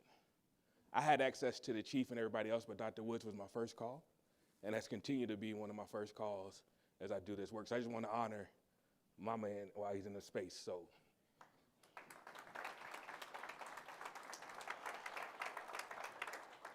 All right, the next panel we're going to bring up is really around CVI, Community Violence Interrupting. This has been a conversation that we've been having a lot over the last few years. We have an administration at the federal level who believes in this work, supports this work. It's a term that we have all adopted over the last 3 years or so that says this is how we think about and talk about our work. And we have some of the folks who do this across the country. Who have set up these processes in cities across the country in their own city, who are helping to train and support the workers who do this work. As you heard the folks on this panel up here, it's important not just that we support the city work, folks who do this work, but community folks as well. So I want to bring up one of my bosses, Marcus Ellis, who's on my advisory board, to then bring up the rest of the panel. So Marcus Ellis out of DC, please give it up, y'all.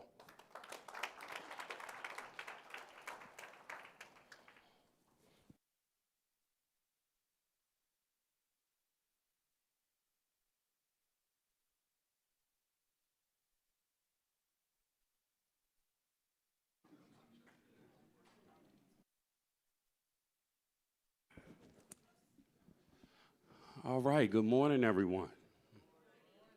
Shout out to y'all in the back. I see y'all back there. Yep. Before we get started, again, I'm Marcus Ellis. I am the Executive Director for Peace for DC. That's an organization in Washington, DC that focuses on training violence interrupters. And you're going to hear a lot more about what a violence interrupter is if it's not a term that you're familiar with. I've been in that nonprofit space with Peace for DC for about a year now. Prior to this, I served 23 years in our district government, our local government in DC, where I had the fortune of being one of the initiators of our violence prevention office back in 2018. Before we get into this more serious conversation, do I have any Timberwolves fans here? Okay, all right, well, you officially have a new one from DC because I went to the game last night. And if you know anything about my team, I haven't seen a playoff game live in a really long time. So go Wolves, I guess I'm in. I got a T-shirt. But let's get into it. Versus, you all see the bios and the books of these amazing individuals on the stage that I have the pleasure of knowing both personally and professionally, and that I really honor in his work. It's amazing to even be sharing the stage with you all. But the way I kind of want to start us off is by giving each of you just an opportunity to say, of course, who you are, and then tell me a little bit about what your organization does. That sound good? Doctors, I got two doctors, right? I'm gonna be a doctor. I'm not going back to school. One sec.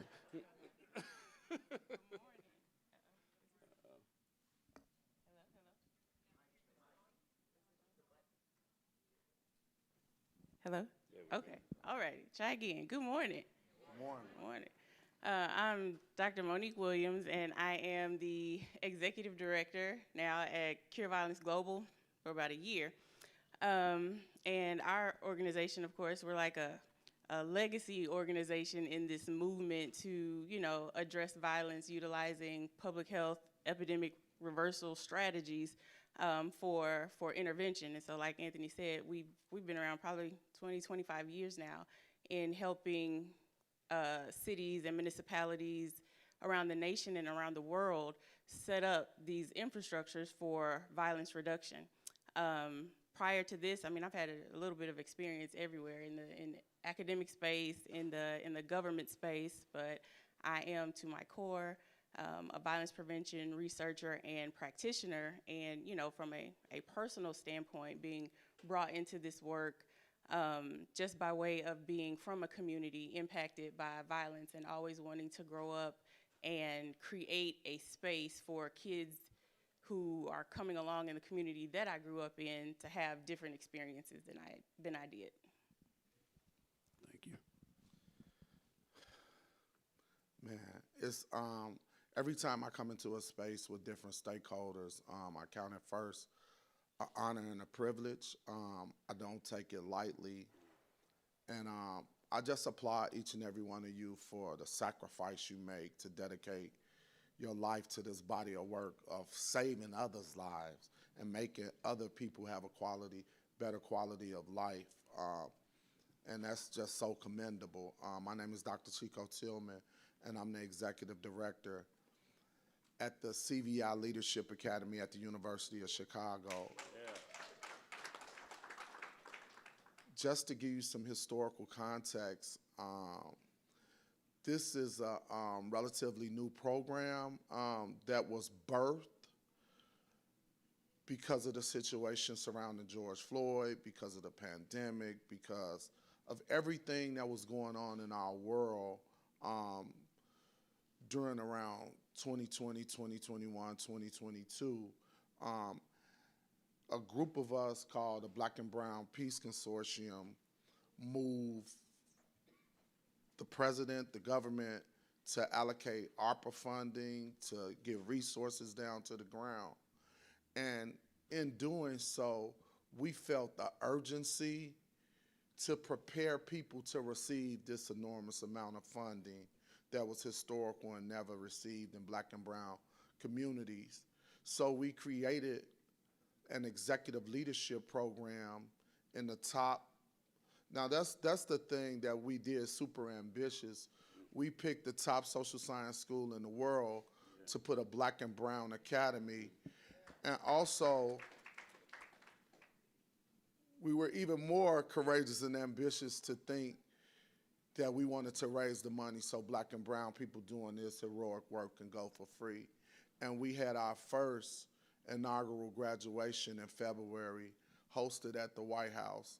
And it was the first graduation in the history of this country to be hosted at the White House. So I'm super proud of Anthony, Amber, and all the people that played a role in helping creating this school and allowing me the opportunity to lead it. Prior to that, I've been in this body of work for about 15 years. I'm an individual that is system impacted, so what brings me into this work is I understand what it's like to be at the highest risk, because at some point in my life, I was at the highest risk of being both a perpetrator and victim of gun violence. And I know it's possible to change because I changed. And that's what pushes me to continue to reach out to these people that's caught up or ensnared in the cycle of violence. Along with that, I've been blessed to do TA, technical assistance, and help build out ecosystems all over the country and influence the body of work all over the world, both as an academic, as a technical assistance provider, and as a researcher. Good morning. I too am honored to be in this space. And I'm excited to say that I'll be a part of the 4th cohort at the school that Dr. Chico is talking about. My name is Rodney McIntosh. I'm the program director of VIP Fort Worth, which stands for Violence Intervention and Prevention Fort Worth. We are a cyclical and retaliatory gun violence interrupter program. So when you ask what we do, we are those who are literally engaging consistently, those who are most at risk of being perpetuators of violence or either victims of violence as well. We deal with young men from the age of 11 to 29 in our city. Not only do we do that, we do a lot of things with the school system, engaging young men in the schools. Because when we first started this work, for me, and I'll share some of my story, for me, at 11 years old, my life took a turn. So I didn't want to just do violence interrupting, I also wanted to do violence prevention. And I believe if we get to young people before they pick up guns, then we can see a change in our communities and we can see these numbers that we all have talked about and have to look at consistently, man, we start to see those numbers change. What led me to this work is at the age of 15 years old, I joined the gang. So I was a part of the problem of violence in the city of Fort Worth for many years. But not only that, I lost my brother to gun violence in 2017. Not only did I lose my young brother to gun violence in 2017, I think the one that thrust me the most was I am now a pastor in my city, and my niece was standing outside of a bar and grill, and somebody decided to step out of a car with an assault rifle and shot into a crowd. She was innocent. A bullet from an AK-47 went through the back of her spine and caused her heart to explode, and she died instantly on the concrete. And I've watched my aunt have consistent pain and trouble with leaving that situation. So this is more than just a job. This is more than just a call, and I believe this is my purpose, and I'm going to do whatever I can to heal my community. Thank you. Wow, okay. I think that you're going to hear this concept. We use it a lot at the Peace Academy in DC, and it's a part of our work, and that's heal the healers. Most of us that come to this work, we've had tremendous amounts of loss. It's hard work, and it's literally the purpose for most of us that do this profession. So the term community violence interrupter is something that's, new to some, but we know that this work has been going on for years and years and years. And it's important that we have terminology, just like in any other profession, that defines the work we do, and that we include that into any ecosystem that's, containing public safety. I want you all to just kind of, in your own words, explain what CVI is, community violence intervention work, and why is it important that it be a part of any ecosystem in public safety? Sure. So, CVI is essentially, an approach that utilizes, you can say, evidence-informed or evidence-based strategies to reduce what we consider near-term violence.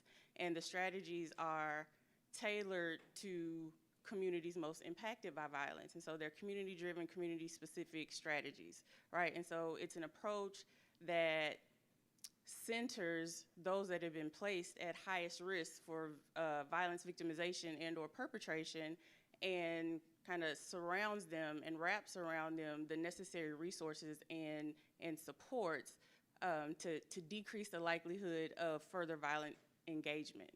And so I think that this is important, and that cities, every city, should have a CVI system for multiple reasons. I'm trying to think of the shortest way to say this, because I get excited when I talk about it. If you listen to me talk, I'm a researcher, I'm a nerd.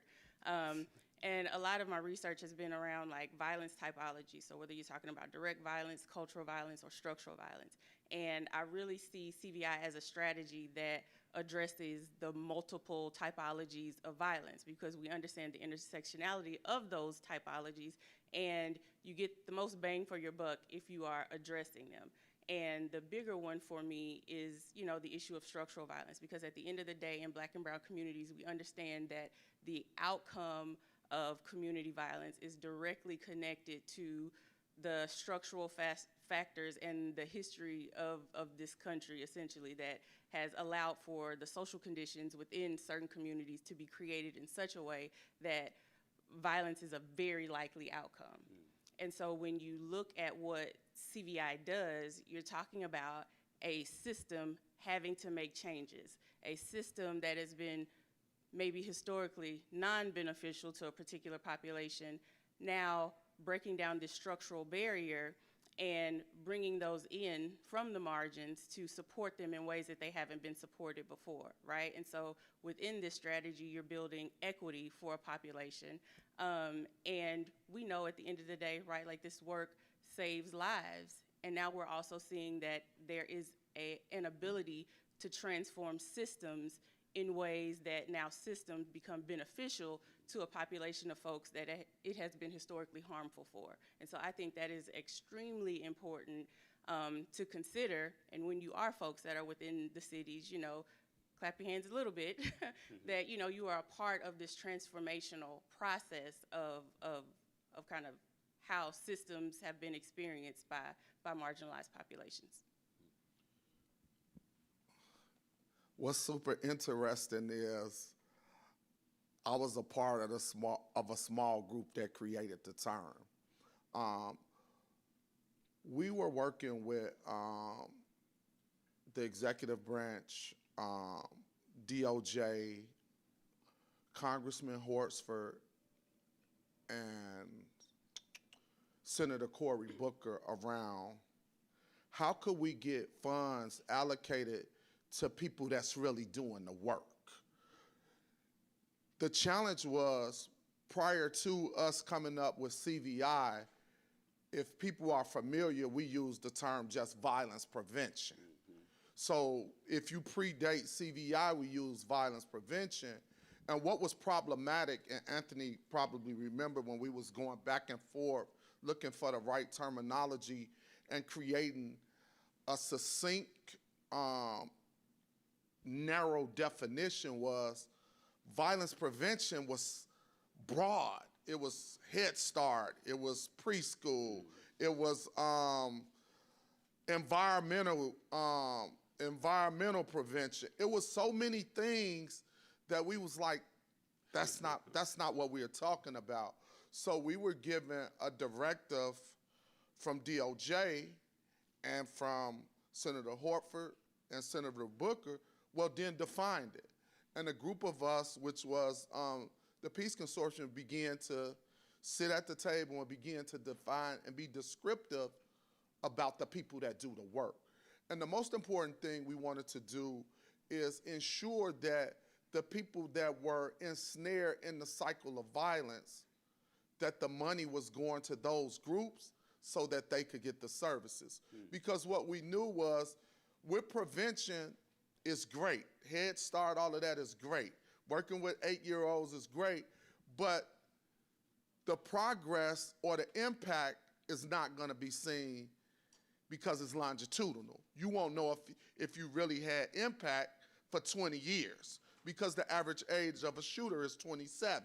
So if you're working with somebody 8, you have to wait till they 19 years later to see if what you did had impact. And we knew with violence being epidemic at the time, we didn't have time to wait, so we wanted to hit it head on.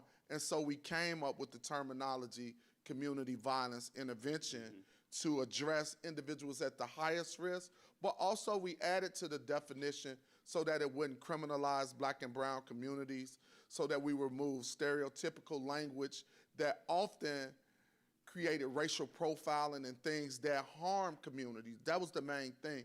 And we didn't want to create another system that was carceral. So we didn't want to use mass incarceration as a tool under CVI.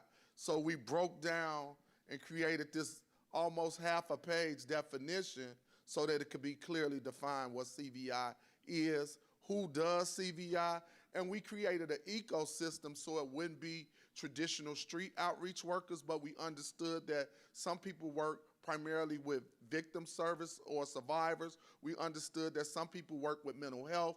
So we talked about everybody within the ecosystem, but those touch points was connected to individuals that was at the highest risk of being a perpetrator or a victim to violence. Community violence interruption or CVI work defined by me. I think like getting involved with this and hearing so many different terms, right? I think first of all, like what it did for me and the way I would describe it is me and the chief of police, as much as I do this work and understand that we can't have this relationship that's outward or open, right? He said is what has already been spoken. Like, you're not gonna arrest your way out of this problem. So I think what CVI work does is take all of the emphasis in bringing violence down out of the hands of just our local law enforcement, right? It allows everyday people to now have the ability to engage and deal with young people who are at the center of this crisis. Like, it goes from it just being a law enforcement thing to it being like you said, a public safety issue where now we have the entire community. Right. We have social services, we have the medical field, we have nonprofit organizations literally engaging these young men or young women who nobody was dealing with. Because like, that's the thing for me that I love about CVI work, doing this. The young people that we were engaging, and then I could just even think about my life. No one came to us to bring us resources, right? Nobody came and talked to us when we were young men on the streets doing the things we did. Nobody from the community approached us and told us there was a different way, or even talked about having like social service, talked about mental health. We didn't hear those conversations. But what CVI does is it literally allows different organizations and different people to come together and now target an audience, because for me, that is the thing that I want to make sure that I drive whenever we have these conversations. Like, this work is about targeting that 1% that we may call them, or these group of young men in our city that nobody else has been dealing with. Right. And can you imagine being a young man at 15 or 16 and watching your mother deal with domestic violence and not having an outlet or anybody to talk to? What CVI work does is it allows people who are on the ground dealing with these young men to now say, man, we have wraparound services for you. Like, this is no longer just, because I remember starting VIP. I would have young men call me, man, such and such happened. My mom and dad put me out. I need a house to go to. Well, bro, I don't own just a house just to put you in the house. But once the whole community is involved with this work, now it goes from me having to find a way to get him what he needs to making a phone call, because the community is invested. Right? Like, and when I say, so for me, that's how I look at CVI work. It's no longer about just asking local law enforcement to do this and bring these numbers down. It is now entrusting our entire community to deal with young men who are at the center of this crisis. I appreciate that. I do want to ask, that was great. Thank you all. By a show of hands, how many folks in this room, we keep hearing White House and we having some major conversations with folks in our government. How many folks knew that there was a White House Office of Gun Violence Prevention? Not even half the room. The White House has an office that many of these folks lobbied for, worked hard for, to be able to place something of that magnitude in our White House. That's major. We mentioned the graduation earlier. It's something I really want to encourage folks. Look it up, learn about it, because we want to support it. We had a question earlier, or a conversation. I believe the mayor brought this up, and I think nobody better than to answer this, so I want to start this way and go down. I know for a fact that I have folks on this stage who have stopped somebody from using a gun that was going to be intended to kill someone else. That is the skill of a violence interrupter. And so we make that statement, right? How do you count the homicide that didn't happen? It's easy to measure, of course, someone dying, but we do have ways and we do have tools. And I want from people, as I see you with that mic, I know you've done that before. How do we measure that? How do we quantify that? How do we have that conversation about the homicide that didn't happen because of the work we do? Oh, that's a good one.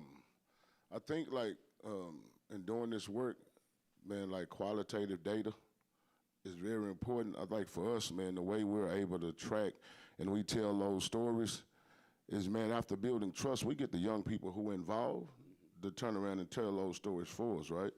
Like to literally allow people in our city to know that, like, man, their mindset has changed when it comes to the way they deal with violence.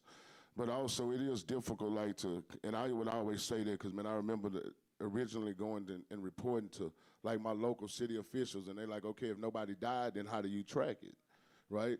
I think it goes back to the people doing the work and the credibility that they have and the integrity that they have, right?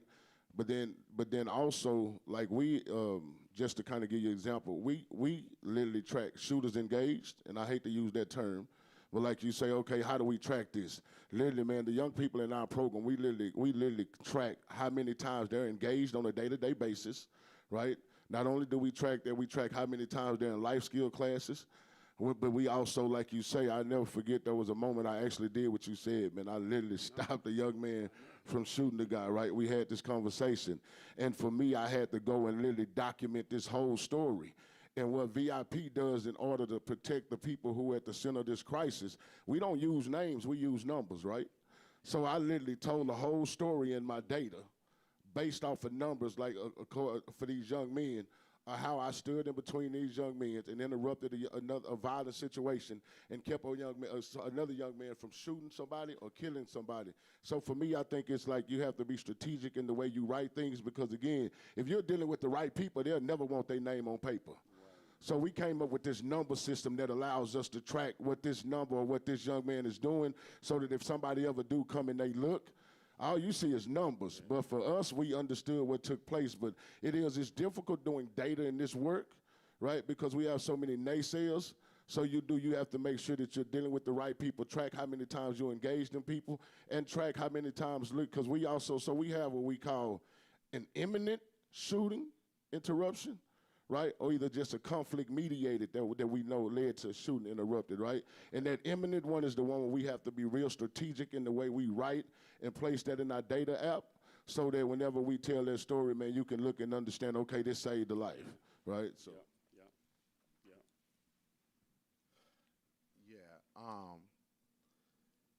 There's several ways we quantify the body of work that we do. The first is through the programs that we have. When we first engage individuals to enter into a program, we do an assessment. So the progression through the program and the touch points of taking an individual who has a history of violent behavior to warm handoffs to now they working, now they back in school. You could see behavior change patterns, and these people who were once engaged in this behavior no longer doing it anymore. The second way is that we do quantify mediations. And we know that based upon the narrative in the mediation, the likelihood of a homicide is high when two individuals with violent backgrounds get into an altercation in particular communities. So we are able to quantify how many mediations we do, but more importantly, the touch points and the warm handoff into services and the change of lives. Also, even if you think about the individuals we engage, whether it's through the algorithms that tell us the individuals that's most likely to be a perpetrator or victim of violence, through community referrals, or through the criminal justice system. When law enforcement, government, and they see individuals who they had literally given up on changing their lives, they see like whatever we're doing is working. I think also what people have to know that our approach is not based on charisma, it's not based on individualism, it's based on science. So we do have strategies and toolkits to work with individuals at the highest risk prior to them committing a criminal act. Also, one way to tell how effective we are is during retaliatory situations. When one person has been shot on this side and there's no retaliation. It's because we've intervened and utilized scientific strategies to prevent retaliation. And of course, we document the data of how we intervene with this particular side and this alleged side or this alleged group. What we do not do, we don't investigate to try and find out everything that's going on. It's our job to find out what can we do to stop violence from continuing. That's my job. Those are the questions I'm asking. I'm not trying to find out what happened, who did what. What can I do to make this stop? Because me understanding what happened does nothing to the problem that exists.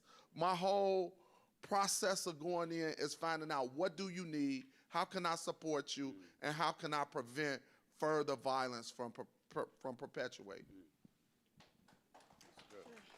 And I mean, yeah. Right? I mean, they've said everything, and it is in the data, and it's not like traditional data gathering. It's like even coming up with the new metrics for, how do we know that this is working and effective? But that also lives in, the qualitative space of the stories that we tell. And not only the stories that we tell, but who we tell the stories to.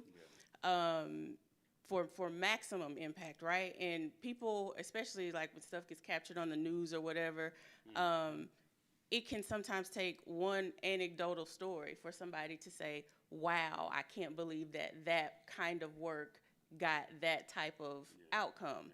And so it's kind of realizing who your key players are, what it is that they need to be hearing, and then how consistently are you able to like feed them the message of the successes that are happening based on the work that you're doing?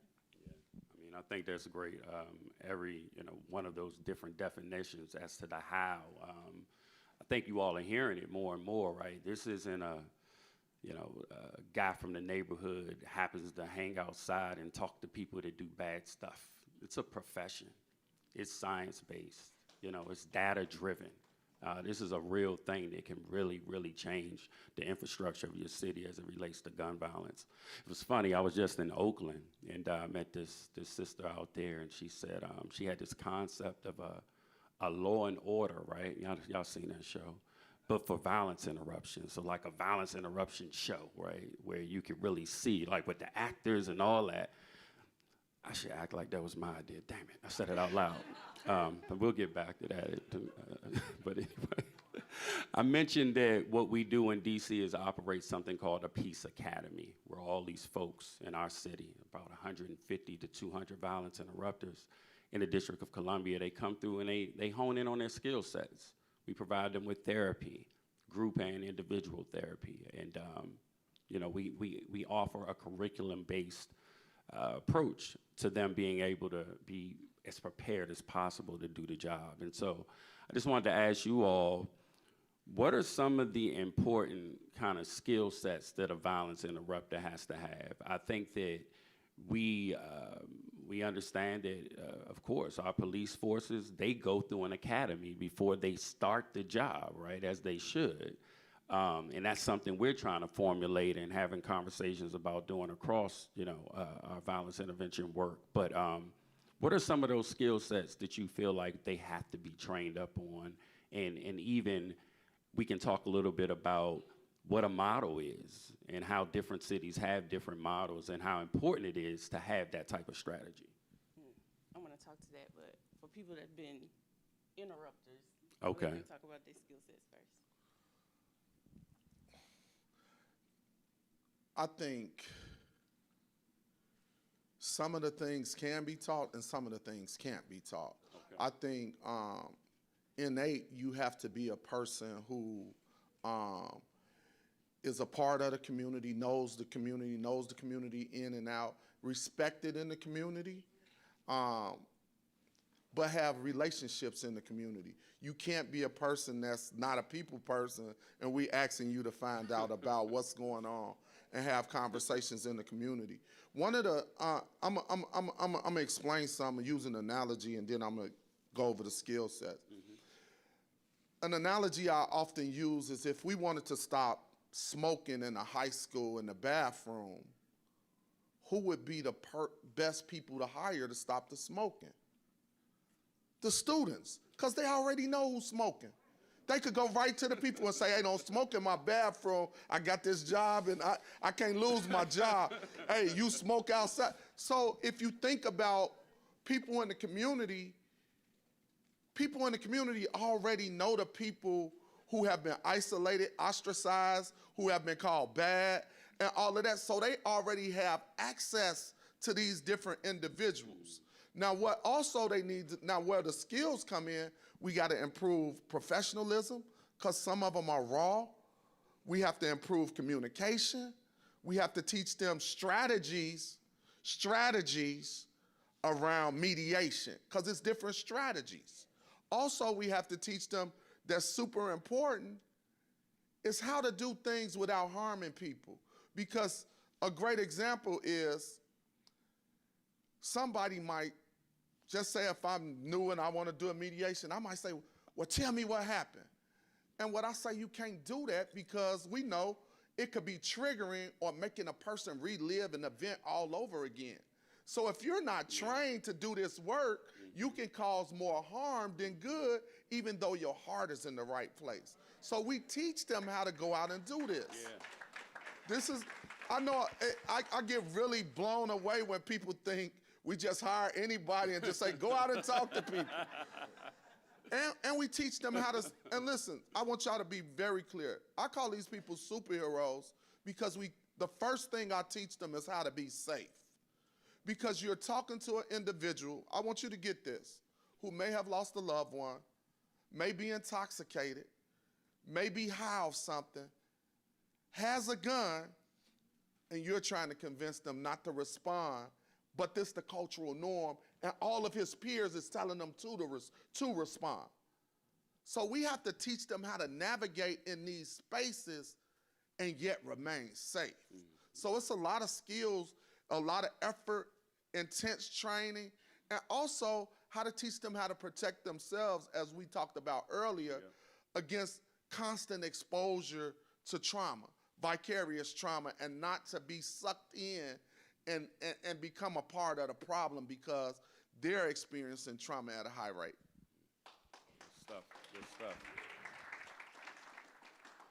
Okay, so for me, and it's funny, as the director of this program, I actually started out as the street outreach guy. When they first approached me, I had to do everything myself, right? I'm like this one-man show, me and another guy. And so one of the first things I think is, man, is what Dr. Chico said, credibility. Like, literally, like, if you get somebody to do this job that has no credibility, then you already starting behind the gun, right? It has to be somebody that whenever they speak, not only do, like, this side listen, but the other side. Because I was gifted, like, this gift of being able to, I used to be a blood, right? I used to be in the guy, I was a blood. But I was gifted the ability to now start to go into, like, Crip neighborhoods and deal with them people because I was respected on my side of town, right? So you have to start with credibility.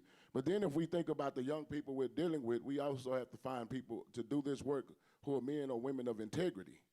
Because the one thing I can tell you that I remember as a young person is people approaching me when I was in the streets, so I was living this life and telling me, man, I got you, I'm gonna be there. Like, man, and then I look up and that person leaves me just like everybody else had been doing most of my life. So you have to find somebody that, you have to find people who literally have integrity and who understand that, man, it takes a commitment to do this work. And then after that, I think one of the greatest things that we did for our NCAs, and that's what we call the people work, neighborhood change agents, is that, man, we made sure that they became trauma-informed. Because he just said something about hurting somebody else. Like, it wasn't until we became trauma-informed that I was able to identify the things that took place in my life, right, that led me to this place, to where I was and the violence I was doing. So I'm like, okay, we have to make sure that people doing this work are trauma-informed, are educated around trauma, and understand what traumas look like, and understand the resilience that it takes, right, to continue to press through and deal with these things in our community. But then also, you look for people who are critical thinkers. Because when I tell you, like, I'm standing between a guy and a pistol, and like, I don't, like, literally, man, okay, how do I navigate through this situation to where he goes home and he goes home, right? And if you cannot, and if you cannot on the fly think critically and do the things that are needed to save lives, then like he said, then you're a danger not only to yourself, but you're a danger to the people that you're trying to help. So I think for me, like trauma-informed critical thinking, and then like he say, professionalism, because that's the one thing about it, and I heard it so much when we started in the city of Fort Worth. Y'all hiring criminals to stop criminals? Like, hold on, you telling me you getting gang members to stop gang members. And I'm like, bro, I'm a pastor. Like, I've been pastoring now for like 12 or 30. So I'm no longer what you thought I was, right? Yeah. Like, that's not, so I will not allow you to put this stick moment and identify me by my past. But literally, we had to get to the place. And so for me, it's big. I tell our guys, no, we have to be professional. You have to be able to articulate what you're trying to say, because we're asked to go before city officials and make sure that this work is respected and no longer saw as criminals. So I'm big on professionalism, making sure you're trauma-informed, cognitive behavior. Like, there are so many things like that you have to look for, and if that person doesn't have them, then you have to make sure they get educated in it. But Dr. Chico said something that's true. I also want to say this, though. You have to be gifted, literally, man. Like, this has to be something that is just inherently inside of you, because I think where we're making mistakes is, like he said, and I see it, I never forget having a conversation about this work. And another brother of mine who works with me, a pastor, he say, bro, most people don't want to do what you're talking about because this is the hard work. Like, and I mean nothing to nobody else, but it's easy to get to an 8-9-year-old and change the way they're thinking.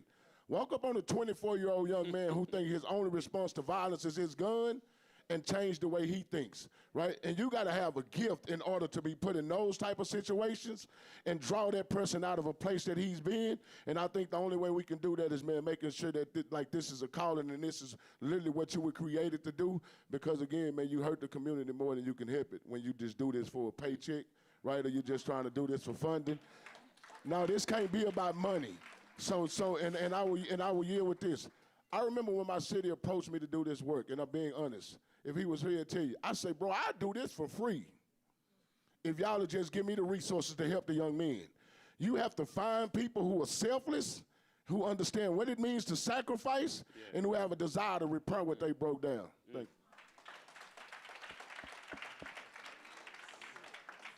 So you can see and you can hear, right, what it takes to do this work. And as much as sometimes people think that it is just like thrown together because there's a lack of understanding, but there's only a lack of understanding because there's historically been a lack of support. And so I look at, even our organization, which is seen as one of the long-standing organizations in this work, and even we're just like 24 years old. And so I don't know if anybody has grown children. My oldest son is 18, but even the 24-year-old is just like, are we calling you an adult? Right? Like, there's so much that you still have to learn. And so there's been a lot that's gone into, like, understanding the necessary components of the individuals, or as we call them, the paraprofessionals, the parahealth professionals that we put on the front lines to engage in this work. Like it's already been said, there's a science to this. It's very data-driven and specific, and the models that have been created thus far, have a history of engaging in the work and the learnings. And so it's like that is what you are now seeing just on a larger scale. So it's not just we think this is a good idea today, or just because, somebody has lived experience that this is the person that should be doing this, right? We've researched and seen that that's not even, sometimes the lived experience, you may not want that individual, right? But we understand the characteristics. Do you have someone who cares? Do you have somebody who is authentic? Because they can smell inauthenticity a mile away. Are you relatable? Are you credible? Do you have relationships in the community? Are you culturally competent? Are you racially connected? All of these things matter when you talk about engaging this population in a way that you think you're going to change the outcome of what they do. So it's not like ad hoc and random. Like it's systematized. Ooh, you're supposed to wait to the end to do this, but damn, y'all good. This is, Lord, I'm forgetting the question I'm supposed to ask because I'm listening intently to what you all are saying. Y'all are amazing. I had the opportunity to, go to I want to say it like the mayor, Kankakee. Was that good? Because I've been practicing. I had a chance to go there twice and do some work in their amazing city. And we call it the city council. You call it, I think it's the alderman. Is that what I'm saying it? Oh, that, yep. And so I had a chance with the mayor to talk to their officials there. And one thing that I noticed, and this is, primarily being a board member with Cities United and being able to travel and talk to different folks who either believe in or don't believe in, and how can we get you to move CVI work along in your city. I use the word fair.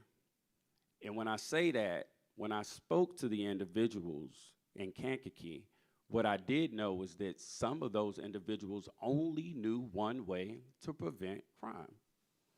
And you gotta be fair to that going in, right? And understand that everyone's belief system, all of these things are not always the same, but more than anything, sometimes folks just don't know that there's another way, right? And so for a city that's starting this work, that hasn't invested in yet or doesn't have the boots on the ground, what would your approach to them be in terms of, one, being fair, but then telling them or giving them an idea of where do you start?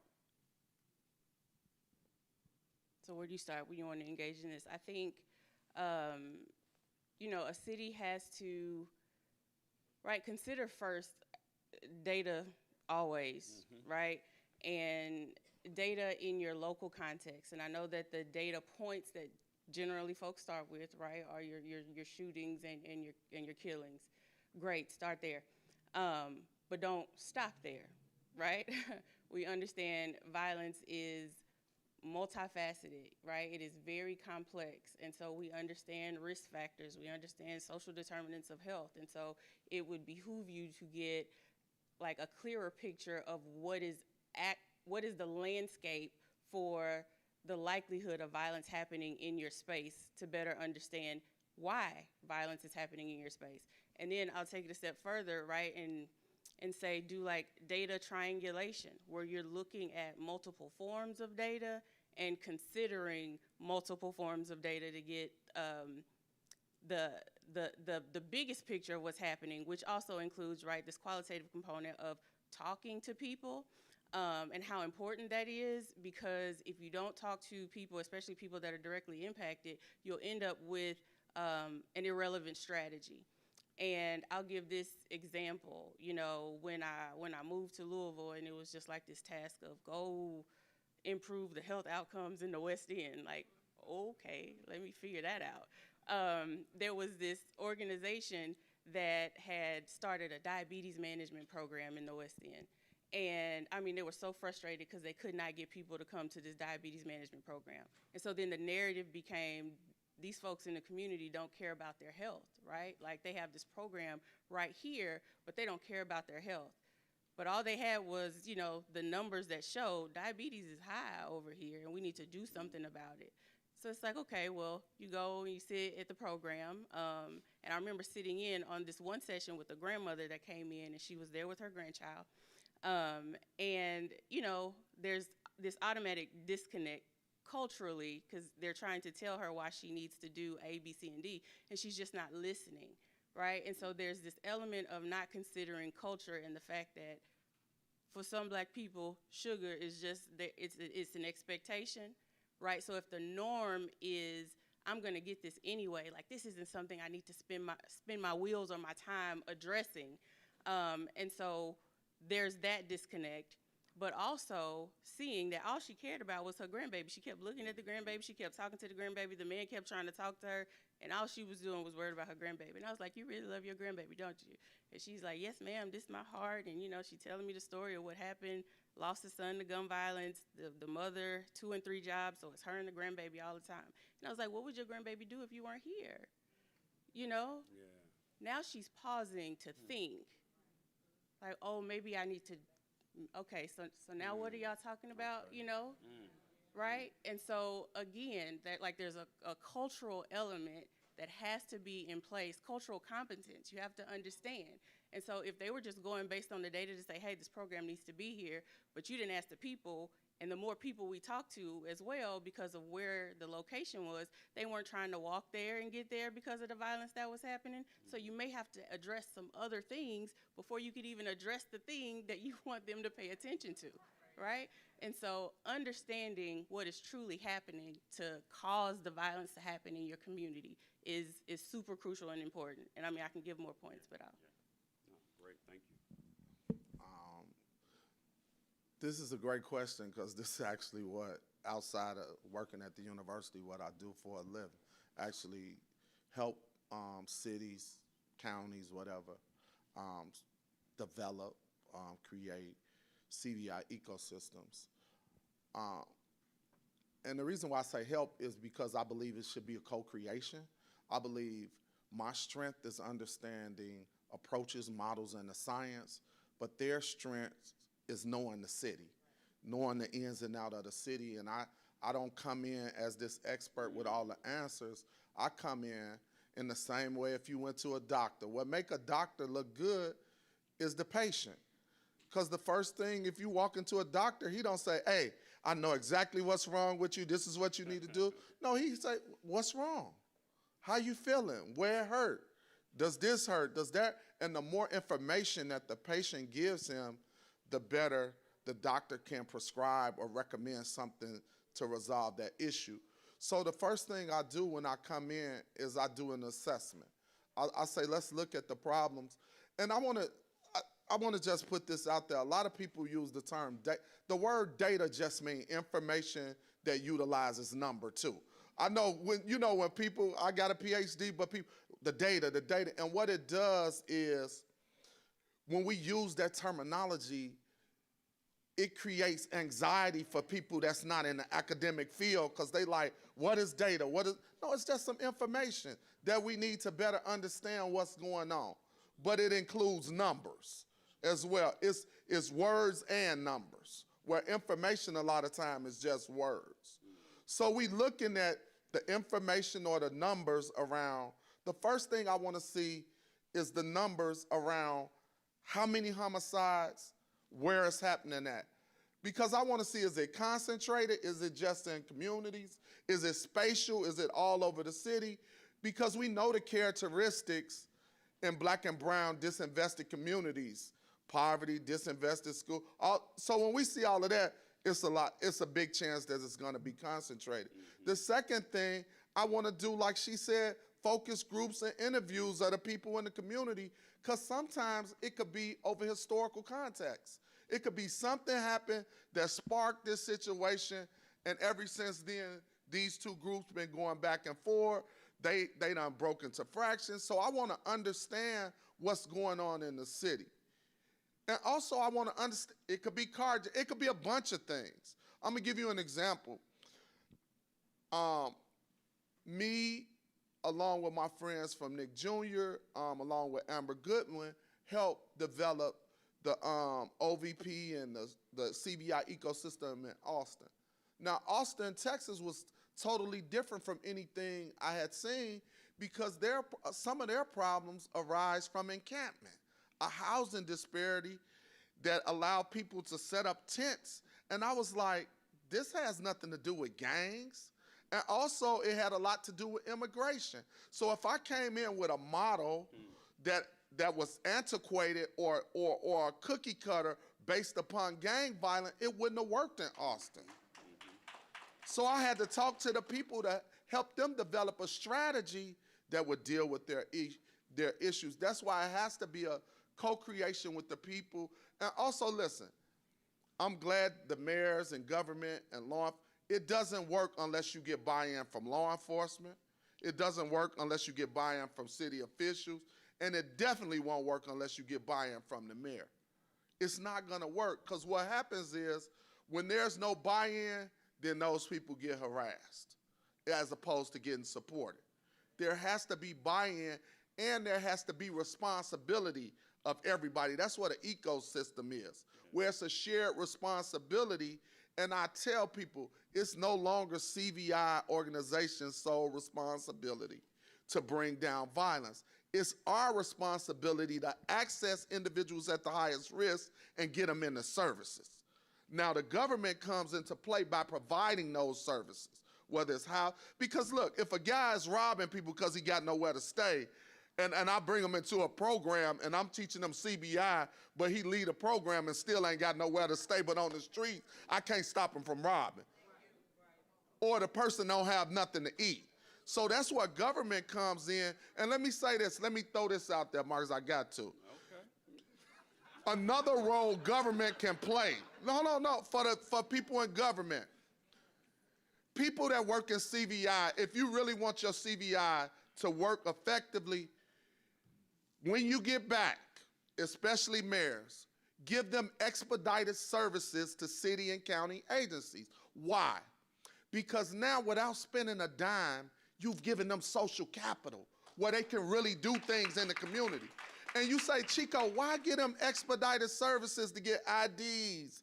Why get them expedited service to get SNAP or to get housing? Because look, do you really want a person in line waiting for 2 hours that people are trying to kill that can possibly, so somebody could say, hey, Marcus is right now in the ID line, come up here and shoot it up. So if you give them expedited service, not only do you create safety for the community, but also you give power for the people that's doing the work. Now, even though you didn't give them financial resources, you gave them resources that they could actually take to the community. So now, once Rodney come and say, you know what, I can get your ID. No, you can't. And he take them to the front of the line. He has bought, the community done bought into him and it don't cost a dime. It don't cost a dime. That's something we could do right away to empower these organizations to move in the community. Pastor Chico up here preaching.